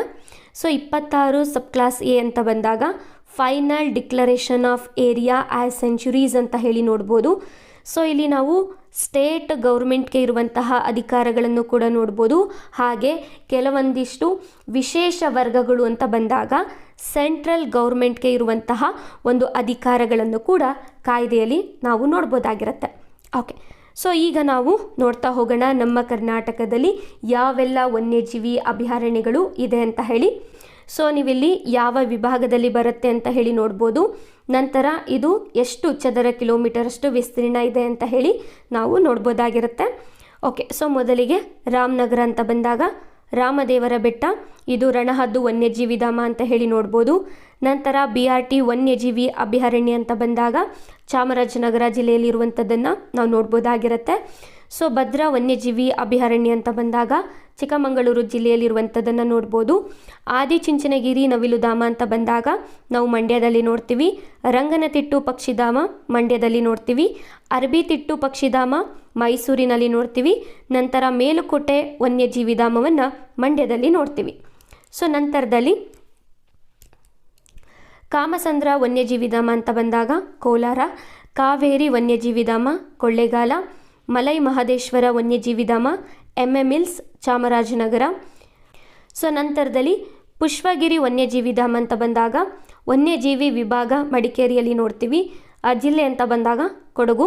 ಸೊ ನಂತರ ತಲಕಾವೇರಿ ವನ್ಯಜೀವಿ ಧಾಮ ಕೊಡಗು, ಬ್ರಹ್ಮಗಿರಿ ವನ್ಯಜೀವಿ ಧಾಮ ಕೊಡಗು. ಸೊ ನಂತರದಲ್ಲಿ ಮಂಗಳೂರು ಅಂತ ಬಂದಾಗ ಸೋಮೇಶ್ವರ ವನ್ಯಜೀವಿ ಧಾಮ, ಮೂಕಾಂಬಿಕಾ ವನ್ಯಜೀವಿ ಧಾಮವನ್ನು ನೋಡ್ಬೋದಾಗಿರುತ್ತೆ. ಸೊ ಇದು ಕುದುರೆಮುಖ ವನ್ಯಜೀವಿ ವಿಭಾಗದಲ್ಲಿ ಬರುತ್ತೆ ಅಂತ ಹೇಳಿ ನೋಡ್ಬೋದು. ನಂತರ ಅತ್ತಿವೇರಿ ಪಕ್ಷಿಧಾಮ ಯಲ್ಲಾಪುರದಲ್ಲಿ ನೋಡ್ತೀವಿ. ಶೆಟ್ಟಿಹಳ್ಳಿ ವನ್ಯಜೀವಿ ಧಾಮ ಶಿವಮೊಗ್ಗ, ಶರಾವತಿ ಕಣಿವೆ ವನ್ಯಜೀವಿ ಧಾಮ ಶಿವಮೊಗ್ಗ. ನಂತರ ಗುಡವಿ ಪಕ್ಷಿಧಾಮ ಶಿವಮೊಗ್ಗದಲ್ಲಿ ನೋಡ್ತೀವಿ. ಓಕೆ, ಸೊ ನಂತರದಲ್ಲಿ ರಾಣಿಬೆನ್ನೂರು ಕೃಷ್ಣಮೃಗ ವನ್ಯಜೀವಿ ಧಾಮ ಹಾವೇರಿ, ಕಪ್ಪತ್ಗುಡ್ಡ ವನ್ಯಜೀವಿ ಧಾಮ ಗದಗ, ದರೋಜಿ ಕರಡಿಧಾಮ ಬಳ್ಳಾರಿ, ಗೂಡೆಕೋಟೆ ಕರಡಿಧಾಮ ಬಳ್ಳಾರಿ. ನಂತರದಲ್ಲಿ ರಂಗೈನದುರ್ಗ ಕೊಂಡ ವನ್ಯಜೀವಿ ಧಾಮ ದಾವಣಗೆರೆ, ಜೋಗಿಮಟ್ಟಿ ವನ್ಯಜೀವಿ ಧಾಮ ಚಿತ್ರದುರ್ಗ, ಉತ್ತರಗುಡ್ಡ ವನ್ಯಜೀವಿ ಧಾಮ ಚಿತ್ರದುರ್ಗ, ಬಂಕಾಪುರ ತೋಳ ವನ್ಯಜೀವಿ ಧಾಮ ಕೊಪ್ಪಳ. ನಂತರ ನುಗು ವನ್ಯಜೀವಿ ಧಾಮವನ್ನು ಬಂಡೀಪುರ ವನ್ಯಜೀವಿ ಧಾಮ ವಿಭಾಗದಲ್ಲಿ ನಾವು ನೋಡ್ಬೋದಾಗಿರುತ್ತೆ. ಸೊ ನಂತರದಲ್ಲಿ ಭೀಮಗಡ ವನ್ಯಜೀವಿ ಧಾಮ ಬೆಳಗಾವಿ, ಘಟಪ್ರಭಾ ಪಕ್ಷಿಧಾಮ ಗೋಕಾಕ್, ಯಡಹಳ್ಳಿ ಜಿಂಕಾರ ವನ್ಯಜೀವಿ ಧಾಮ ಬಾಗಲಕೋಟೆ, ಚಿಂಚೋಳಿ ವನ್ಯಜೀವಿ ಧಾಮ ಕಲಬುರಗಿ, ತಿಮ್ಳಾಪುರ ವನ್ಯಜೀವಿ ಧಾಮ ತುಮಕೂರು, ಬುಕ್ಕಪಟ್ಟಣ ಜಿಂಕಾರ ವನ್ಯಜೀವಿ ಧಾಮ ತುಮಕೂರು, ಅರಸೀಕೆರೆ ಕರಡಿಧಾಮ ಹಾಸನ, ದಾಂಡೇಲಿ ವನ್ಯಜೀವಿ ಅಭಯಾರಣ್ಯ ಮತ್ತು ಹುಲಿ ಸಂರಕ್ಷಿತ ಪ್ರದೇಶ ದಾಂಡೇಲಿ ಉತ್ತರ ಕನ್ನಡ ಅಂತ ಹೇಳಿ ನೋಡ್ಬೋದು. ಸೊ ನಂತರದಲ್ಲಿ ಓಕೆ, ಸೊ ಇದಿಷ್ಟು ಕೂಡ ನಮ್ಮ ಕರ್ನಾಟಕದ 36 ವನ್ಯಜೀವಿ ಅಭಯಾರಣ್ಯಗಳು ಅಂತ ಹೇಳಿ ನಾವು ನೋಡ್ಬೋದಾಗಿರುತ್ತೆ. ಓಕೆ, ಸೊ ಈಗ ನಾವು ಅಧ್ಯಯನವನ್ನು ಮಾಡ್ತಾ ಹೋಗೋಣ ನಮ್ಮ ಕರ್ನಾಟಕ ರಾಜ್ಯದ 19 ಸಂರಕ್ಷಣಾ ಮೀಸಲು ಪ್ರದೇಶಗಳ ಬಗ್ಗೆ. ಸೊ ಇದರಲ್ಲಿ ಒಂದು ಸಮುದಾಯ ಮೀಸಲು ಪ್ರದೇಶವನ್ನು ನಾವು ನೋಡ್ಬೋದಾಗಿರುತ್ತೆ. ಸೊ ಮೊದಲಿಗೆ ಬಂಕಾಪುರ ನವಿಲು ಸಂರಕ್ಷಣಾ ಮೀಸಲು ಪ್ರದೇಶ ಹಾವೇರಿ, ಮಾಗಡಿಕೆರೆ ಸಂರಕ್ಷಣಾ ಮೀಸಲು ಪ್ರದೇಶ ಗದಗ. ನಂತರ ಮೈದನಹಳ್ಳಿ ಜಯಮಂಗಳಿ ಕೃಷ್ಣಮೃಗ ಸಂರಕ್ಷಣಾ ಮೀಸಲು ಪ್ರದೇಶ ತುಮಕೂರು, ತಿಮ್ಳಾಪುರ ಸಂರಕ್ಷಣಾ ಮೀಸಲು ಪ್ರದೇಶ ತುಮಕೂರು. ಸೊ ವಿಭಾಗ ಅಂತ ಬಂದಾಗ ಹಾಸನ. ನಂತರ ಬಸ್ಸೂರು ಅಮೃತ್ ಮಹಲ್ ಸಂರಕ್ಷಣಾ ಮೀಸಲು ಪ್ರದೇಶ ಚಿಕ್ಕಮಗಳೂರು. ನಂತರದಲ್ಲಿ ಹಾರ್ನ್ಬಿಲ್ ಸಂರಕ್ಷಣಾ ಮೀಸಲು ಪ್ರದೇಶ ಹಳಿಯಾಳ, ಬೆಡ್ತಿ ಸಂರಕ್ಷಣಾ ಮೀಸಲು ಪ್ರದೇಶ ಸಿರ್ಸಿ, ಶಾಲ್ಮಲಾ ಒಂದು ಸಂರಕ್ಷಣಾ ಮೀಸಲು ಪ್ರದೇಶ ಶಿರ್ಸಿ. ಸೊ ನಂತರದಲ್ಲಿ ಮುಂಡಿಗೆಗೆರೆ ಪಕ್ಷಿ ಸಂರಕ್ಷಣಾ ಮೀಸಲು ಪ್ರದೇಶವನ್ನು ಸಿರ್ಸಿ ಉತ್ತರ ಕನ್ನಡದಲ್ಲಿ ನೋಡ್ಬೋದಾಗಿರುತ್ತೆ. ಸೊ ಕೆನರಾ ಅಂತ ಬಂದಾಗ ನಾವು ಉತ್ತರ ಕನ್ನಡ ಅಂತ ಹೇಳಿ ತಗೊಳ್ಬೋದು. ಸೊ ನಂತರ ತುಂಗಭದ್ರಾ ನೀರುನಾಯಿ ಸಂರಕ್ಷಣಾ ಮೀಸಲು ಪ್ರದೇಶ ವಿಜಯನಗರ ವಿಭಾಗ ಅಂತ ಬಂದಾಗ ಬಳ್ಳಾರಿ ಆಗಿರುತ್ತೆ. ಅಂಕಸಮುದ್ರ ಪಕ್ಷಿಗಳ ಸಂರಕ್ಷಣಾ ಮೀಸಲು ಪ್ರದೇಶ ವಿಜಯನಗರ. ನಂತರ ಹಿರೇಸೂಲೆಕೆರೆ ಕರಡಿ ಸಂರಕ್ಷಣಾ ಮೀಸಲು ಪ್ರದೇಶ ಕೊಪ್ಪಳದಲ್ಲಿ ನಾವು ನೋಡ್ಬೋದಾಗಿರುತ್ತೆ. ಸೊ ನಂತರ ಪುಟ್ಟೇನಹಳ್ಳಿ ಕೆರೆ ಪಕ್ಷಿಗಳ ಸಂರಕ್ಷಣಾ ಮೀಸಲು ಪ್ರದೇಶ ಬೆಂಗಳೂರು ನಗರ, ಹೆಸರುಘಟ್ಟ ಹುಲ್ಲುಗಾವಲು ಸಂರಕ್ಷಣಾ ಮೀಸಲು ಪ್ರದೇಶ ಬೆಂಗಳೂರು. ಸೊ ಇದನ್ನು 2024 ಮತ್ತು 25ನೇ ಸಾಲಿನಲ್ಲಿ ಘೋಷಣೆಯನ್ನು ಮಾಡಲಾಗಿರುವಂತಹ ಸಂರಕ್ಷಣಾ ಮೀಸಲು ಪ್ರದೇಶವಾಗಿರುತ್ತೆ. ಸೊ ನಂತರದಲ್ಲಿ ಕೋಲಾರ ಲೀಫ್ ನೋಸ್ ಬ್ಯಾಟ್ ಸಂರಕ್ಷಣಾ ಮೀಸಲು ಪ್ರದೇಶ ಕೋಲಾರದಲ್ಲಿ ನೋಡ್ತೀವಿ. ಸೊ ನಂತರದಲ್ಲಿ ಮೇಳಾಪುರ ಒಂದು ಸಂರಕ್ಷಣಾ ಮೀಸಲು ಪ್ರದೇಶ ಮೈಸೂರು ಜಿಲ್ಲೆ. ಬೋನಾಳ ಪಕ್ಷಿ ಸಂರಕ್ಷಣಾ ಮೀಸಲು ಪ್ರದೇಶ ಯಾದಗಿರಿ ವಿಭಾಗ ಅಂತ ಹೇಳಿ ಕಲಬುರಗಿ ಕೊಟ್ಟಿದ್ದಾರೆ. ಸೊ ಇವೆಲ್ಲವೂ ಕೂಡ 2024 ಮತ್ತು 25ನೇ ಸಾಲಿನ ವರದಿಯಲ್ಲಿರುವಂತಹ ಮಾಹಿತಿ ಆಗಿರುತ್ತೆ. ಓಕೆ. ಸೊ ನಂತರದಲ್ಲಿ ಉಮ್ಮತ್ತೂರು ಸಂರಕ್ಷಣಾ ಮೀಸಲು ಪ್ರದೇಶ BRT ಚಾಮರಾಜನಗರ ಜಿಲ್ಲೆಯಲ್ಲಿ ಬರುತ್ತೆ. ನಂತರ ಚಿಕ್ಕ ಸಂಗಮ ಪಕ್ಷಿ ಸಂರಕ್ಷಿತ ಮೀಸಲು ಪ್ರದೇಶ ಬಾಗಲಕೋಟೆ ವಿಭಾಗ ಅಂತ ಬಂದಾಗ ಬೆಳಗಾವಿ. ಸೊ ನಂತರದಲ್ಲಿ ಒಂದು ಸಮುದಾಯ ಮೀಸಲು ಪ್ರದೇಶವನ್ನು ನಾವು ನೋಡ್ಬೋದಾಗಿರುತ್ತೆ. ಸೊ ಇದರಲ್ಲಿ ಕೊಕ್ಕರೆಬೇಳೂರು ಸಮುದಾಯ ಮೀಸಲು ಪ್ರದೇಶ ಇದು ಮೈಸೂರು ವನ್ಯಜೀವಿ ವಿಭಾಗದಲ್ಲಿ ಕಂಡುಬರುತ್ತೆ, ಹಾಗೆ ಮೈಸೂರು ಜಿಲ್ಲೆಯಲ್ಲಿ ಕಂಡುಬರುತ್ತೆ. ಸೊ ಇದಿಷ್ಟು ಕೂಡ ನಮ್ಮ ಕರ್ನಾಟಕದಲ್ಲಿರುವಂತಹ ಒಂದು ಸಂರಕ್ಷಣಾ ಮೀಸಲು ಪ್ರದೇಶ ಅಂತ ಹೇಳಿ ನಾವು ನೋಡ್ಬೋದಾಗಿರುತ್ತೆ. ಓಕೆ. ಸೊ ಈಗ ನಾವು ಅಧ್ಯಯನವನ್ನು ಮಾಡಬೇಕಾಗತ್ತೆ ನಮ್ಮ ಕರ್ನಾಟಕದಲ್ಲಿರುವಂತಹ ಜೀವ ವೈವಿಧ್ಯತೆಯ ಪಾರಂಪರಿಕ ತಾಣಗಳ ಬಗ್ಗೆ. ಸೊ ಇವುಗಳನ್ನು ನಾವು ಇಂಗ್ಲೀಷಲ್ಲಿ ಬಯೋಡೈವರ್ಸಿಟಿ ಹೆರಿಟೇಜ್ ಸೈಟ್ ಅಂತ ಹೇಳಿ ಕರಿತೀವಿ. ಸೊ ಇದ್ರ ಬಗ್ಗೆ ನಾವು ಅಧ್ಯಯನವನ್ನು ಮಾಡ್ತಾ ಹೋಗೋಣ. ಸೊ ಮೊದಲಿಗೆ ಬಯೋಡೈವರ್ಸಿಟಿ ಹೆರಿಟೇಜ್ ಸೈಟ್ ಏನಿರುತ್ತೆ, ಸೊ ಇದನ್ನು ಘೋಷಣೆ ಮಾಡೋರು ಯಾರು ಅಂತ ಹೇಳಿದ್ರೆ ರಾಜ್ಯ ಸರ್ಕಾರಗಳು ಘೋಷಣೆಯನ್ನು ಮಾಡುತ್ತೆ ಅಂತ ಹೇಳಿ ನಾವು ನೋಡ್ಬೋದು. ಸೊ ಯಾವ ಒಂದು ಕಾಯ್ದೆಯ ಅಡಿಯಲ್ಲಿ ಘೋಷಣೆಯನ್ನು ಮಾಡ್ತಾರೆ ಅಂತ ಹೇಳಿ ನಾವು ನೋಡೋದಾದ್ರೆ 2002ರಲ್ಲಿ ಜಾರಿಯಾಗಿರುವಂತಹ ಬಯೋಲಾಜಿಕಲ್ ಡೈವರ್ಸಿಟಿ ಆಕ್ಟ್ ಏನಿರುತ್ತೆ, ಸೊ ಈ ಒಂದು ಕಾಯ್ದೆಯ ಅಡಿಯಲ್ಲಿ ರಾಜ್ಯ ಸರ್ಕಾರ ಬಯೋಡೈವರ್ಸಿಟಿ ಹೆರಿಟೇಜ್ ಸೈಟನ್ನು ಘೋಷಣೆಯನ್ನು ಮಾಡ್ತಾರೆ ಅಂತ ಹೇಳಿ ನಾವು ನೋಡ್ಬೋದು. ಸೊ 2002ರ ಬಯೋಲಾಜಿಕಲ್ ಡೈವರ್ಸಿಟಿ ಆಕ್ಟ್ ಏನಿರುತ್ತೆ, ಸೊ ಈ ಆಕ್ಟ್ನಲ್ಲಿ ಸೆಕ್ಷನ್ 37 ಬರುತ್ತೆ. ಸೊ ಈ ಒಂದು ವಿಭಾಗ ಹೇಳುತ್ತೆ ಬಯೋಡೈವರ್ಸಿಟಿ ಹೆರಿಟೇಜ್ ಸೈಟ್ ಡಿಕ್ಲರೇಷನ್ನ ಬಗ್ಗೆ. ಅಂದರೆ ರಾಜ್ಯ ಸರ್ಕಾರಗಳು ಗೆಜೆಟ್ ನೋಟಿಫಿಕೇಶನನ್ನು ಹೊರಡಿಸೋದ್ರ ಮೂಲಕ ಈ ಒಂದು ಜೀವ ವೈವಿಧ್ಯತೆಯ ಪಾರಂಪರಿಕ ತಾಣವನ್ನು ಘೋಷಣೆಯನ್ನು ಮಾಡುವಂತಹ ಅಧಿಕಾರವನ್ನು ಹೊಂದಿದ್ದಾರೆ ಅಂತ ಹೇಳಿ ಈ ವಿಭಾಗ ಹೇಳುತ್ತೆ. ಸೊ ಇದಾದ ನಂತರ ಕೇಂದ್ರ ಮಟ್ಟದಲ್ಲಿ ಏನಾಗುತ್ತೆ ಅಂದರೆ 2002ರ ಬಯೋಲಾಜಿಕಲ್ ಡೈವರ್ಸಿಟಿ ಆ್ಯಕ್ಟ್ನ ಪ್ರಕಾರವಾಗಿ ನ್ಯಾಷನಲ್ ಬಯೋಡೈವರ್ಸಿಟಿ ಅಥಾರಿಟಿ ಅಂತ ಹೇಳಿ ಒಂದು ಸಂಸ್ಥೆಯನ್ನು ಸ್ಥಾಪನೆಯನ್ನು ಮಾಡಲಾಗತ್ತೆ. ಸೊ ಯಾವಾಗ ರಾಜ್ಯ ಸರ್ಕಾರಗಳು ಜೀವ ವೈವಿಧ್ಯತೆ ಪರಂಪರೆಯ ತಾಣಗಳನ್ನು ಗುರುತಿಸಬೇಕು ಅಂತ ಹೇಳಿ ಹೊರಡ್ತಾರೋ ಆ ಸಂದರ್ಭದಲ್ಲಿ ಈ ಒಂದು ನ್ಯಾಷನಲ್ ಬಯೋಡೈವರ್ಸಿಟಿ ಅಥಾರಿಟಿ ಏನಿರುತ್ತೆ ಇದು ರಾಜ್ಯ ಸರ್ಕಾರಗಳಿಗೆ ಮಾರ್ಗದರ್ಶನವನ್ನು ನೀಡುತ್ತೆ ಅಂತ ಹೇಳಿ ನಾವು ನೋಡ್ಬೋದು. ನಂತರದಲ್ಲಿ ಪ್ರತಿಯೊಂದು ರಾಜ್ಯದಲ್ಲೂ ಕೂಡ ಸ್ಟೇಟ್ ಬಯೋಡೈವರ್ಸಿಟಿ ಬೋರ್ಡ್ ಅಂತ ಹೇಳಿ ಒಂದು ಸಂಸ್ಥೆ ಇರುತ್ತೆ.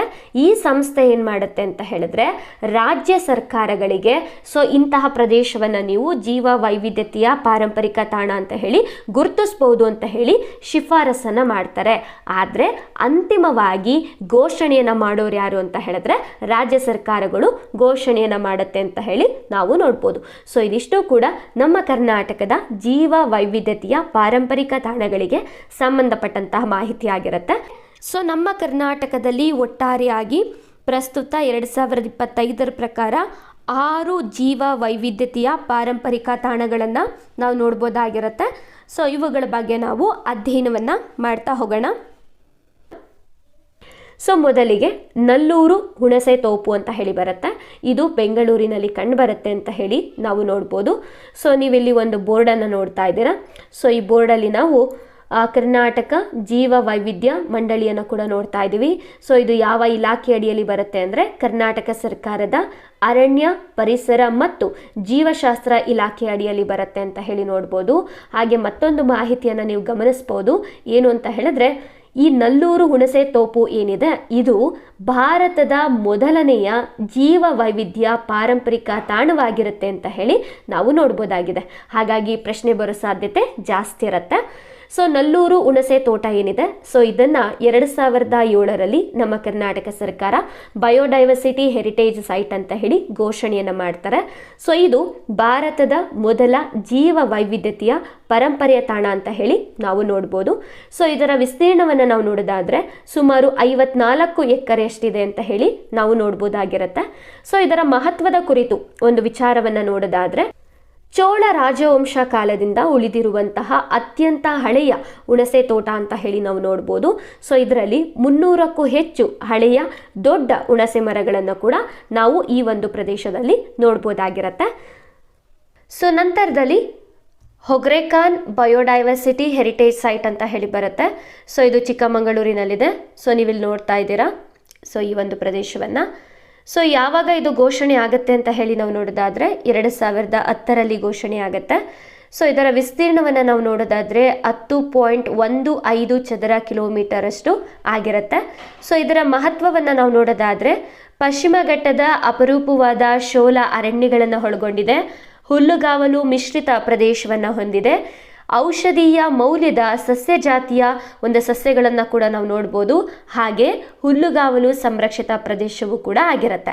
ಸೊ ಈ ಒಂದು ಪ್ರದೇಶ ಏನಿದೆ ಇದು ಕುದುರೆಮುಖ, ಬಾಬಾ ಬಿಡನ್ಗಿರಿ, ಕೆಮ್ಮನ್ಗುಂಡಿ ಈ ಪ್ರದೇಶಗಳನ್ನು ಸಂಪರ್ಕಿಸುವಂತಹ ಪ್ರದೇಶವಾಗಿದ್ದು, ಸೊ ಇದು ಜೀವ ವೈವಿಧ್ಯತೆಯ ಕಾರಿಡಾರ್ ಅಂತಲೇ ಕೂಡ ನಾವು ಕರಿಬಹುದಾಗಿರುತ್ತೆ. ಹಾಗೆ ಈ ಒಂದು ಪ್ರದೇಶದಲ್ಲಿ ಅತಿ ಹೆಚ್ಚು ಹುಲಿ ಸಂರಕ್ಷಿತ ಪ್ರದೇಶವನ್ನು ಕೂಡ ನಾವು ನೋಡ್ಬೋದಾಗಿರುತ್ತೆ. ಸೊ ನಂತರದಲ್ಲಿ GKVK ಅಂತ ಹೇಳಿ ಬರುತ್ತೆ. ಸೊ ಇದು ಕೃಷಿ ವಿಜ್ಞಾನ ವಿಶ್ವವಿದ್ಯಾನಿಲಯ ಕ್ಯಾಂಪಸ್ ಆಗಿರುತ್ತೆ. ಸೊ ಇದು ಬೆಂಗಳೂರಿನಲ್ಲಿ ಕಂಡುಬರುತ್ತೆ. ಸೊ ನೀವಿಲ್ಲಿ ನೋಡ್ತಾ ಇದ್ದೀರಾ GKVK ಕ್ಯಾಂಪಸ್ಸನ್ನು. ಸೊ ಘೋಷಿತ ವರ್ಷ ಬಂದು 2010 ಆಗಿರುತ್ತೆ. ಇದರ ವಿಸ್ತೀರ್ಣವನ್ನು ನಾವು ನೋಡೋದಾದರೆ 1.67 ಚದರ ಕಿಲೋಮೀಟರ್ ಆಗಿರುತ್ತೆ ಅಂತ ಹೇಳಿ ನಾವು ನೋಡ್ಬೋದು. ಸೊ ಇದರ ಮಹತ್ವವನ್ನು ನಾವು ನೋಡೋದಾದರೆ ಬೆಂಗಳೂರಿನ ಒಳಗಡೆ ಇರುವಂತಹ ಅತಿ ದೊಡ್ಡ ಹಸಿರು ಪ್ರದೇಶವಾಗಿರುತ್ತೆ. ಹಾಗೆ ಈ ಒಂದು ಪ್ರದೇಶದಲ್ಲಿ ಬಹಳಷ್ಟು ಸಂಶೋಧನೆಗಳನ್ನು ಮಾಡಲಿಕ್ಕೆ ಅವಕಾಶವೂ ಕೂಡ ಇದೆ ಅಂತ ಹೇಳಿ ನಾವು ನೋಡ್ಬೋದು.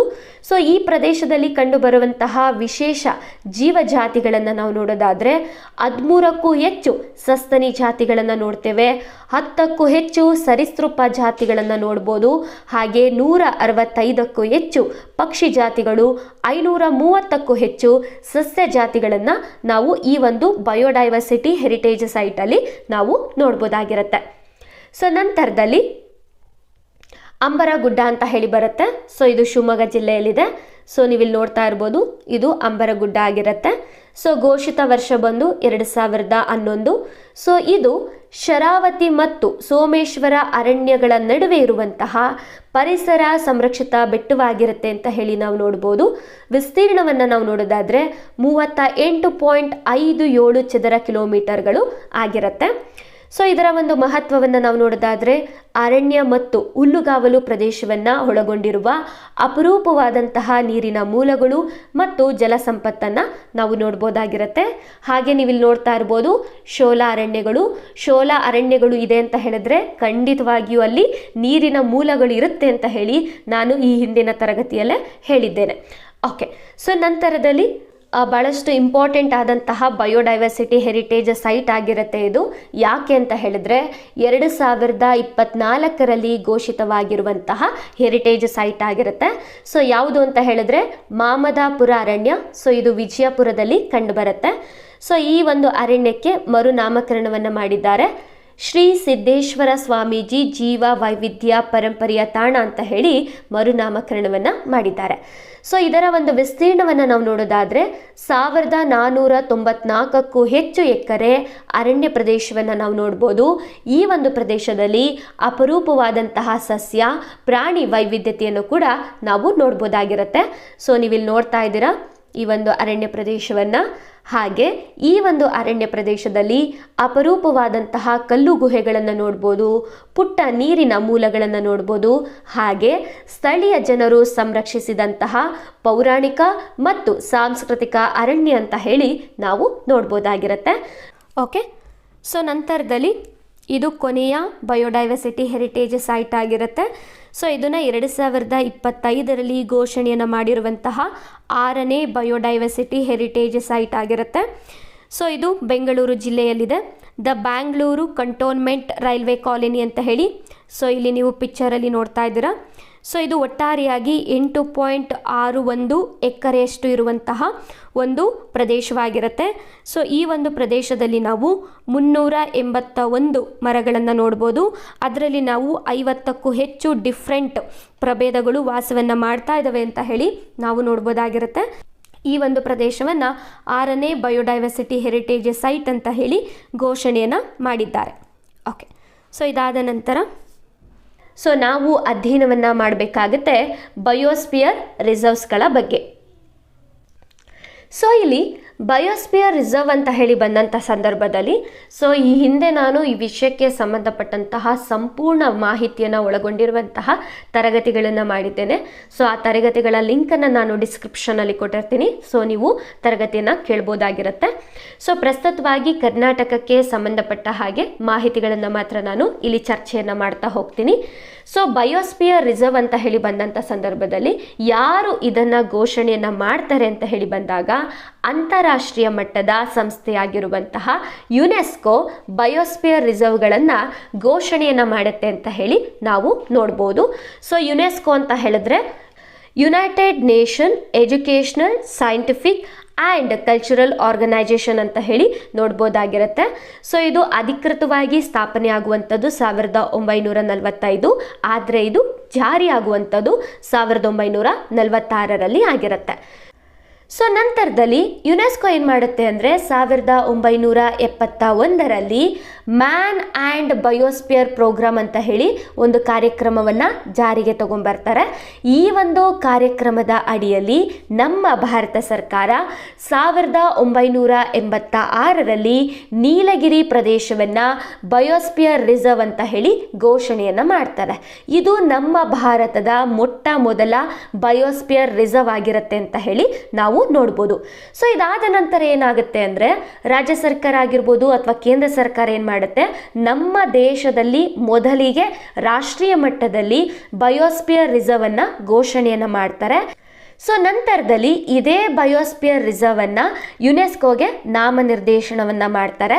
ಅದಾದ ನಂತರ ಯುನೆಸ್ಕೋ ಏನು ಮಾಡುತ್ತೆ ಅಂದರೆ ಈ ನೀಲಗಿರಿ ಬಯೋಸ್ಪಿಯರ್ ರಿಸರ್ವ್ ಅನ್ನ 2000ರಲ್ಲಿ ಸೊ ಯುನೆಸ್ಕೋ ಮ್ಯಾಬ್ ಪ್ರೋಗ್ರಾಮ್ನಲ್ಲಿ ಗುರುತಿಸ್ತಾರೆ ಅಂತ ಹೇಳಿ ನಾವು ನೋಡ್ಬೋದಾಗಿರುತ್ತೆ. ಸೊ ಸಿಂಪಲ್ ಆಗಿ ಅರ್ಥ ಮಾಡ್ಕೊಳ್ಳಿ. ಮೊದಲಿಗೆ ನಮ್ಮ ಭಾರತದಲ್ಲಿ 1986ರಲ್ಲಿ ನೀಲಗಿರಿ ಬಯೋಸ್ಪಿಯರ್ ರಿಸರ್ವ್ ಘೋಷಣೆ ಆಗುತ್ತೆ. ಇದಾದ ನಂತರ ಯುನೆಸ್ಕೋ ಏನು ಮಾಡುತ್ತೆ ಅಂದರೆ 2000ರಲ್ಲಿ ಈ ಒಂದು ಬಯೋಸ್ಪಿಯರ್ ರಿಸರ್ವ್ ಅನ್ನ ಯುನೆಸ್ಕೋ ಮ್ಯಾಬ್ ಪ್ರೋಗ್ರಾಮ್ನಲ್ಲಿ ಗುರುತಿಸ್ತಾರೆ ಅಂತ ಹೇಳಿ ನಾವು ನೋಡ್ಬೋದಾಗಿರುತ್ತೆ.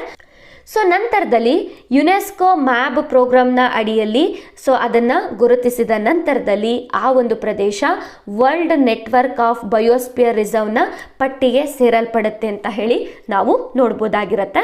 ಸೊ 2025ರ ಒಂದು ಅಂಕಿಅಂಶಗಳ ಪ್ರಕಾರವಾಗಿ ನಮ್ಮ ಭಾರತದಲ್ಲಿ 18 ಬಯೋಸ್ಪಿಯರ್ ರಿಸರ್ವ್ಸ್ಗಳನ್ನು ನಾವು ನೋಡ್ಬೋದಾಗಿರುತ್ತೆ. ಸೊ ಈ 18 ಬಯೋಸ್ಪಿಯರ್ ರಿಸರ್ವ್ಗಳಲ್ಲಿ 13 ಬಯೋಸ್ಪಿಯರ್ ರಿಸರ್ವ್ಗಳನ್ನು ಯುನೆಸ್ಕೋ ಮ್ಯಾಬ್ ಪ್ರೋಗ್ರಾಮ್ನ ಅಡಿಯಲ್ಲಿ ಗುರುತಿಸಿದ್ದಾರೆ ಅಂತ ಹೇಳಿ ನಾವು ನೋಡ್ಬೋದಾಗಿರುತ್ತೆ.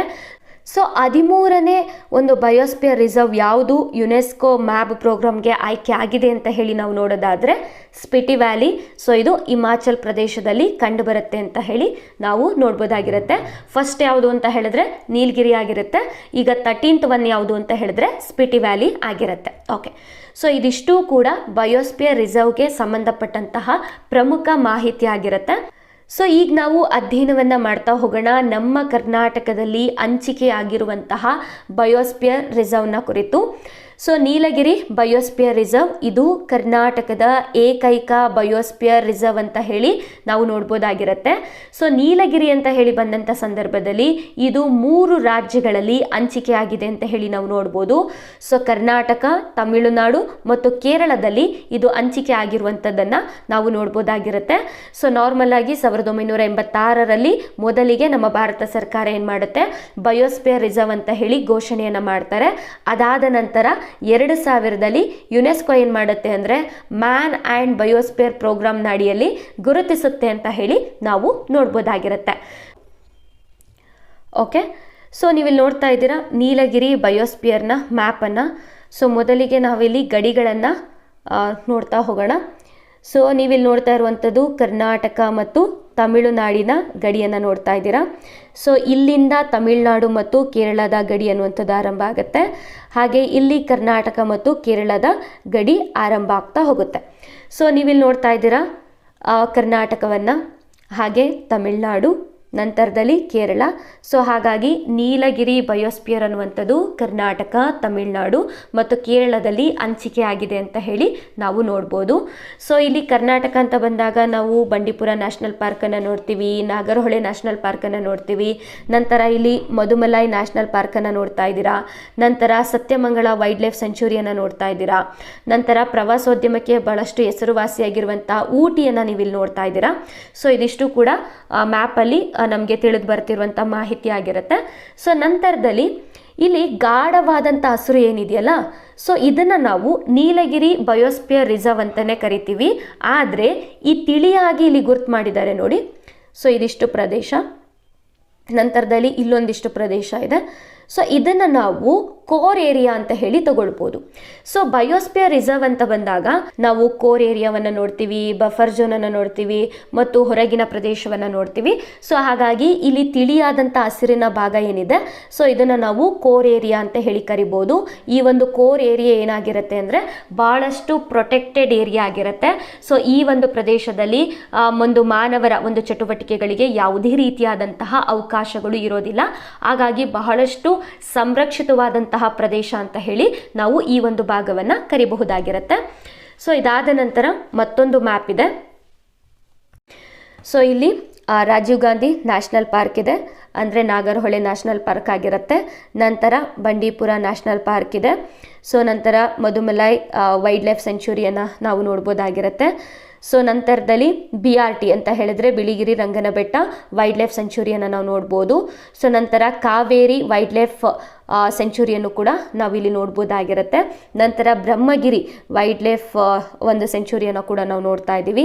ನಂತರ ಇಲ್ಲಿ ವಯನಾಡ್ ವೈಲ್ಡ್ ಲೈಫ್ ಸೆಂಚುರಿ ಇದೆ.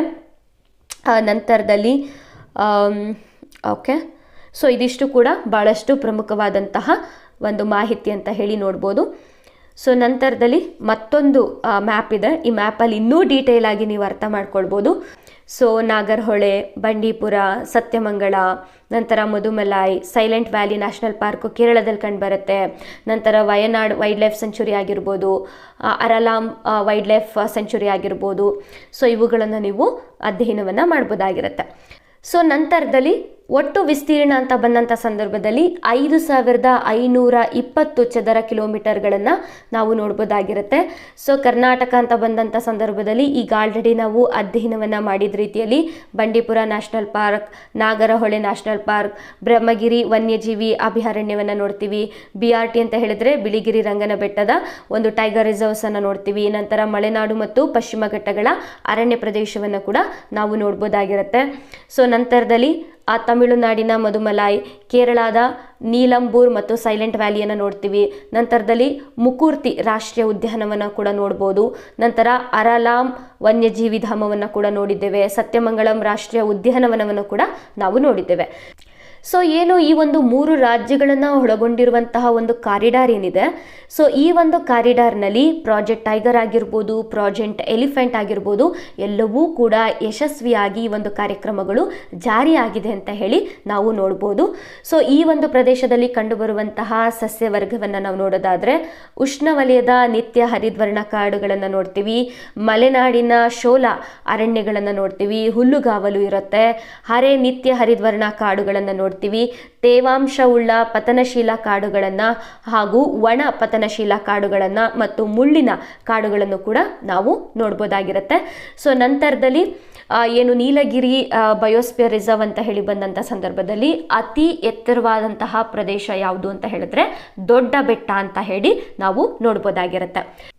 ಸೊ ನಂತರದಲ್ಲಿ ಈ ಒಂದು ಪ್ರದೇಶದಲ್ಲಿ ಕಂಡುಬರುವಂತಹ ಪ್ರಾಣಿ ಸಂಕುಲಗಳನ್ನು ನಾವು ನೋಡೋದಾದರೆ ಅಳಿವಿನ ಅಂಚಿನಲ್ಲಿರುವಂತಹ ಪ್ರಾಣಿ ಪ್ರಭೇದಗಳನ್ನು ಈ ಒಂದು ವಿಭಾಗದಲ್ಲಿ ನಾವು ನೋಡ್ಬೋದು. ಸೊ ನೀವು ನೋಡ್ತಿರುವಂಥದ್ದು ನೀಲಗಿರಿ ತಹರಾಗಿರುತ್ತೆ.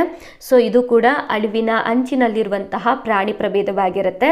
ನಂತರ ಸಿಂಹಬಾಲದ ಮಕಾಕ್ ಅಂತ ಹೇಳಿ, ಸೊ ನೀವಿಲ್ಲಿ ನೋಡ್ತಾ ಇದ್ದೀರಲ್ಲ, ಸೊ ಇದು ಸಿಂಹಬಾಲದ ಮಕಾಕ್ ಆಗಿರುತ್ತೆ. ಇದು ಕೂಡ ಅಳಿವಿನ ಅಂಚಿನಲ್ಲಿರುವಂತಹ ಪ್ರಾಣಿಯ ಪ್ರಭೇದವಾಗಿರುತ್ತೆ. ಸೊ ಈ ಒಂದು ವಿಭಾಗದಲ್ಲಿ ಅತಿ ಹೆಚ್ಚಾಗಿ ನಾವು ಆನೆಗಳನ್ನು ನೋಡ್ತೀವಿ, ಹುಲಿ ಆಗಿರ್ಬೋದು. ನಂತರದಲ್ಲಿ ಇನ್ನೂ ಕೆಲವೊಂದಿಷ್ಟು ಪ್ರಾಣಿ ಸಂಕುಲಗಳನ್ನು ಈ ವಿಭಾಗದಲ್ಲಿ ನಾವು ನೋಡ್ಬೋದಾಗಿರುತ್ತೆ.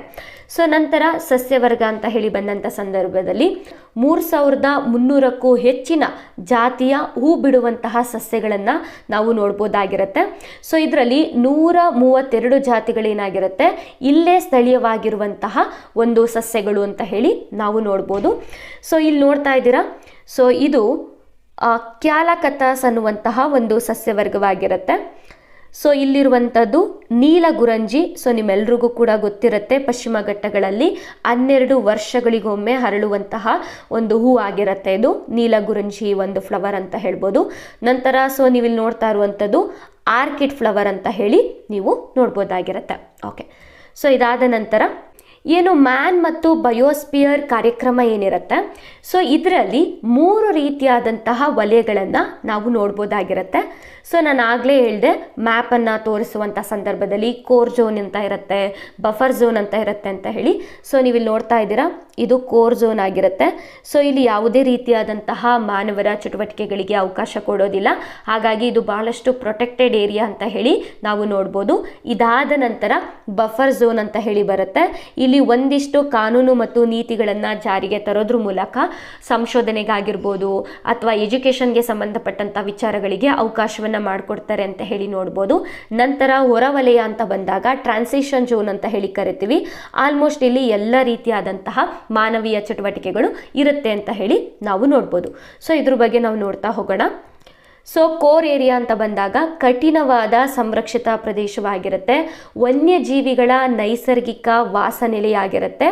ಹಾಗಾಗಿ ಯಾವುದೇ ಮಾನವಿಕ ಚಟುವಟಿಕೆಗಳಿಗೆ ಅವಕಾಶವನ್ನು ಮಾಡಿಕೊಡೋದಿಲ್ಲ. ಸೊ ನಂತರದಲ್ಲಿ ಬಫರ್ ಝೋನ್ ಅಂತ ಹೇಳಿ ಬರುತ್ತೆ. ಸೊ ಇಲ್ಲಿ ವಿಜ್ಞಾನ ಆಗಿರ್ಬೋದು, ಶೈಕ್ಷಣಿಕ ಕಾರ್ಯಗಳಾಗಿರ್ಬೋದು, ಸಂಶೋಧನೆ ಆಗಿರ್ಬೋದು, ವಿವಿಧ ರೀತಿಯ ಸಂಪನ್ಮೂಲ ಬಳಕೆಗಳ ಕಾರ್ಯತಂತ್ರವನ್ನು ಒಳಗೊಂಡಿರುತ್ತೆ. ಸೀಮಿತವಾಗಿ ಮಾನವಿಕ ಚಟುವಟಿಕೆಗಳಿಗೆ ಅವಕಾಶವನ್ನು ಮಾಡಿಕೊಡ್ತಾರೆ ಅಂತ ಹೇಳಿ ನಾವು ನೋಡ್ಬೋದು. ನಂತರ ಟ್ರಾನ್ಸಿಷನ್ ಝೋನ್ ಅಂತ ಹೇಳಿ ಬರುತ್ತೆ. ಈ ಒಂದು ವಿಭಾಗದಲ್ಲಿ ಮಾನವ ಚಟುವಟಿಕೆಗಳಿಗೆ ಮತ್ತು ಪರಿಸರ ಸ್ನೇಹಿ ಅಭಿವೃದ್ಧಿಗೆ ಕುರಿತಾದಂತಹ ಎಲ್ಲ ಮಾನವಿಕ ಚಟುವಟಿಕೆಗಳಿಗೆ ಅವಕಾಶವನ್ನು ಮಾಡಿಕೊಡ್ತಾರೆ ಅಂತ ಹೇಳಿ ನಾವು ನೋಡ್ಬೋದು.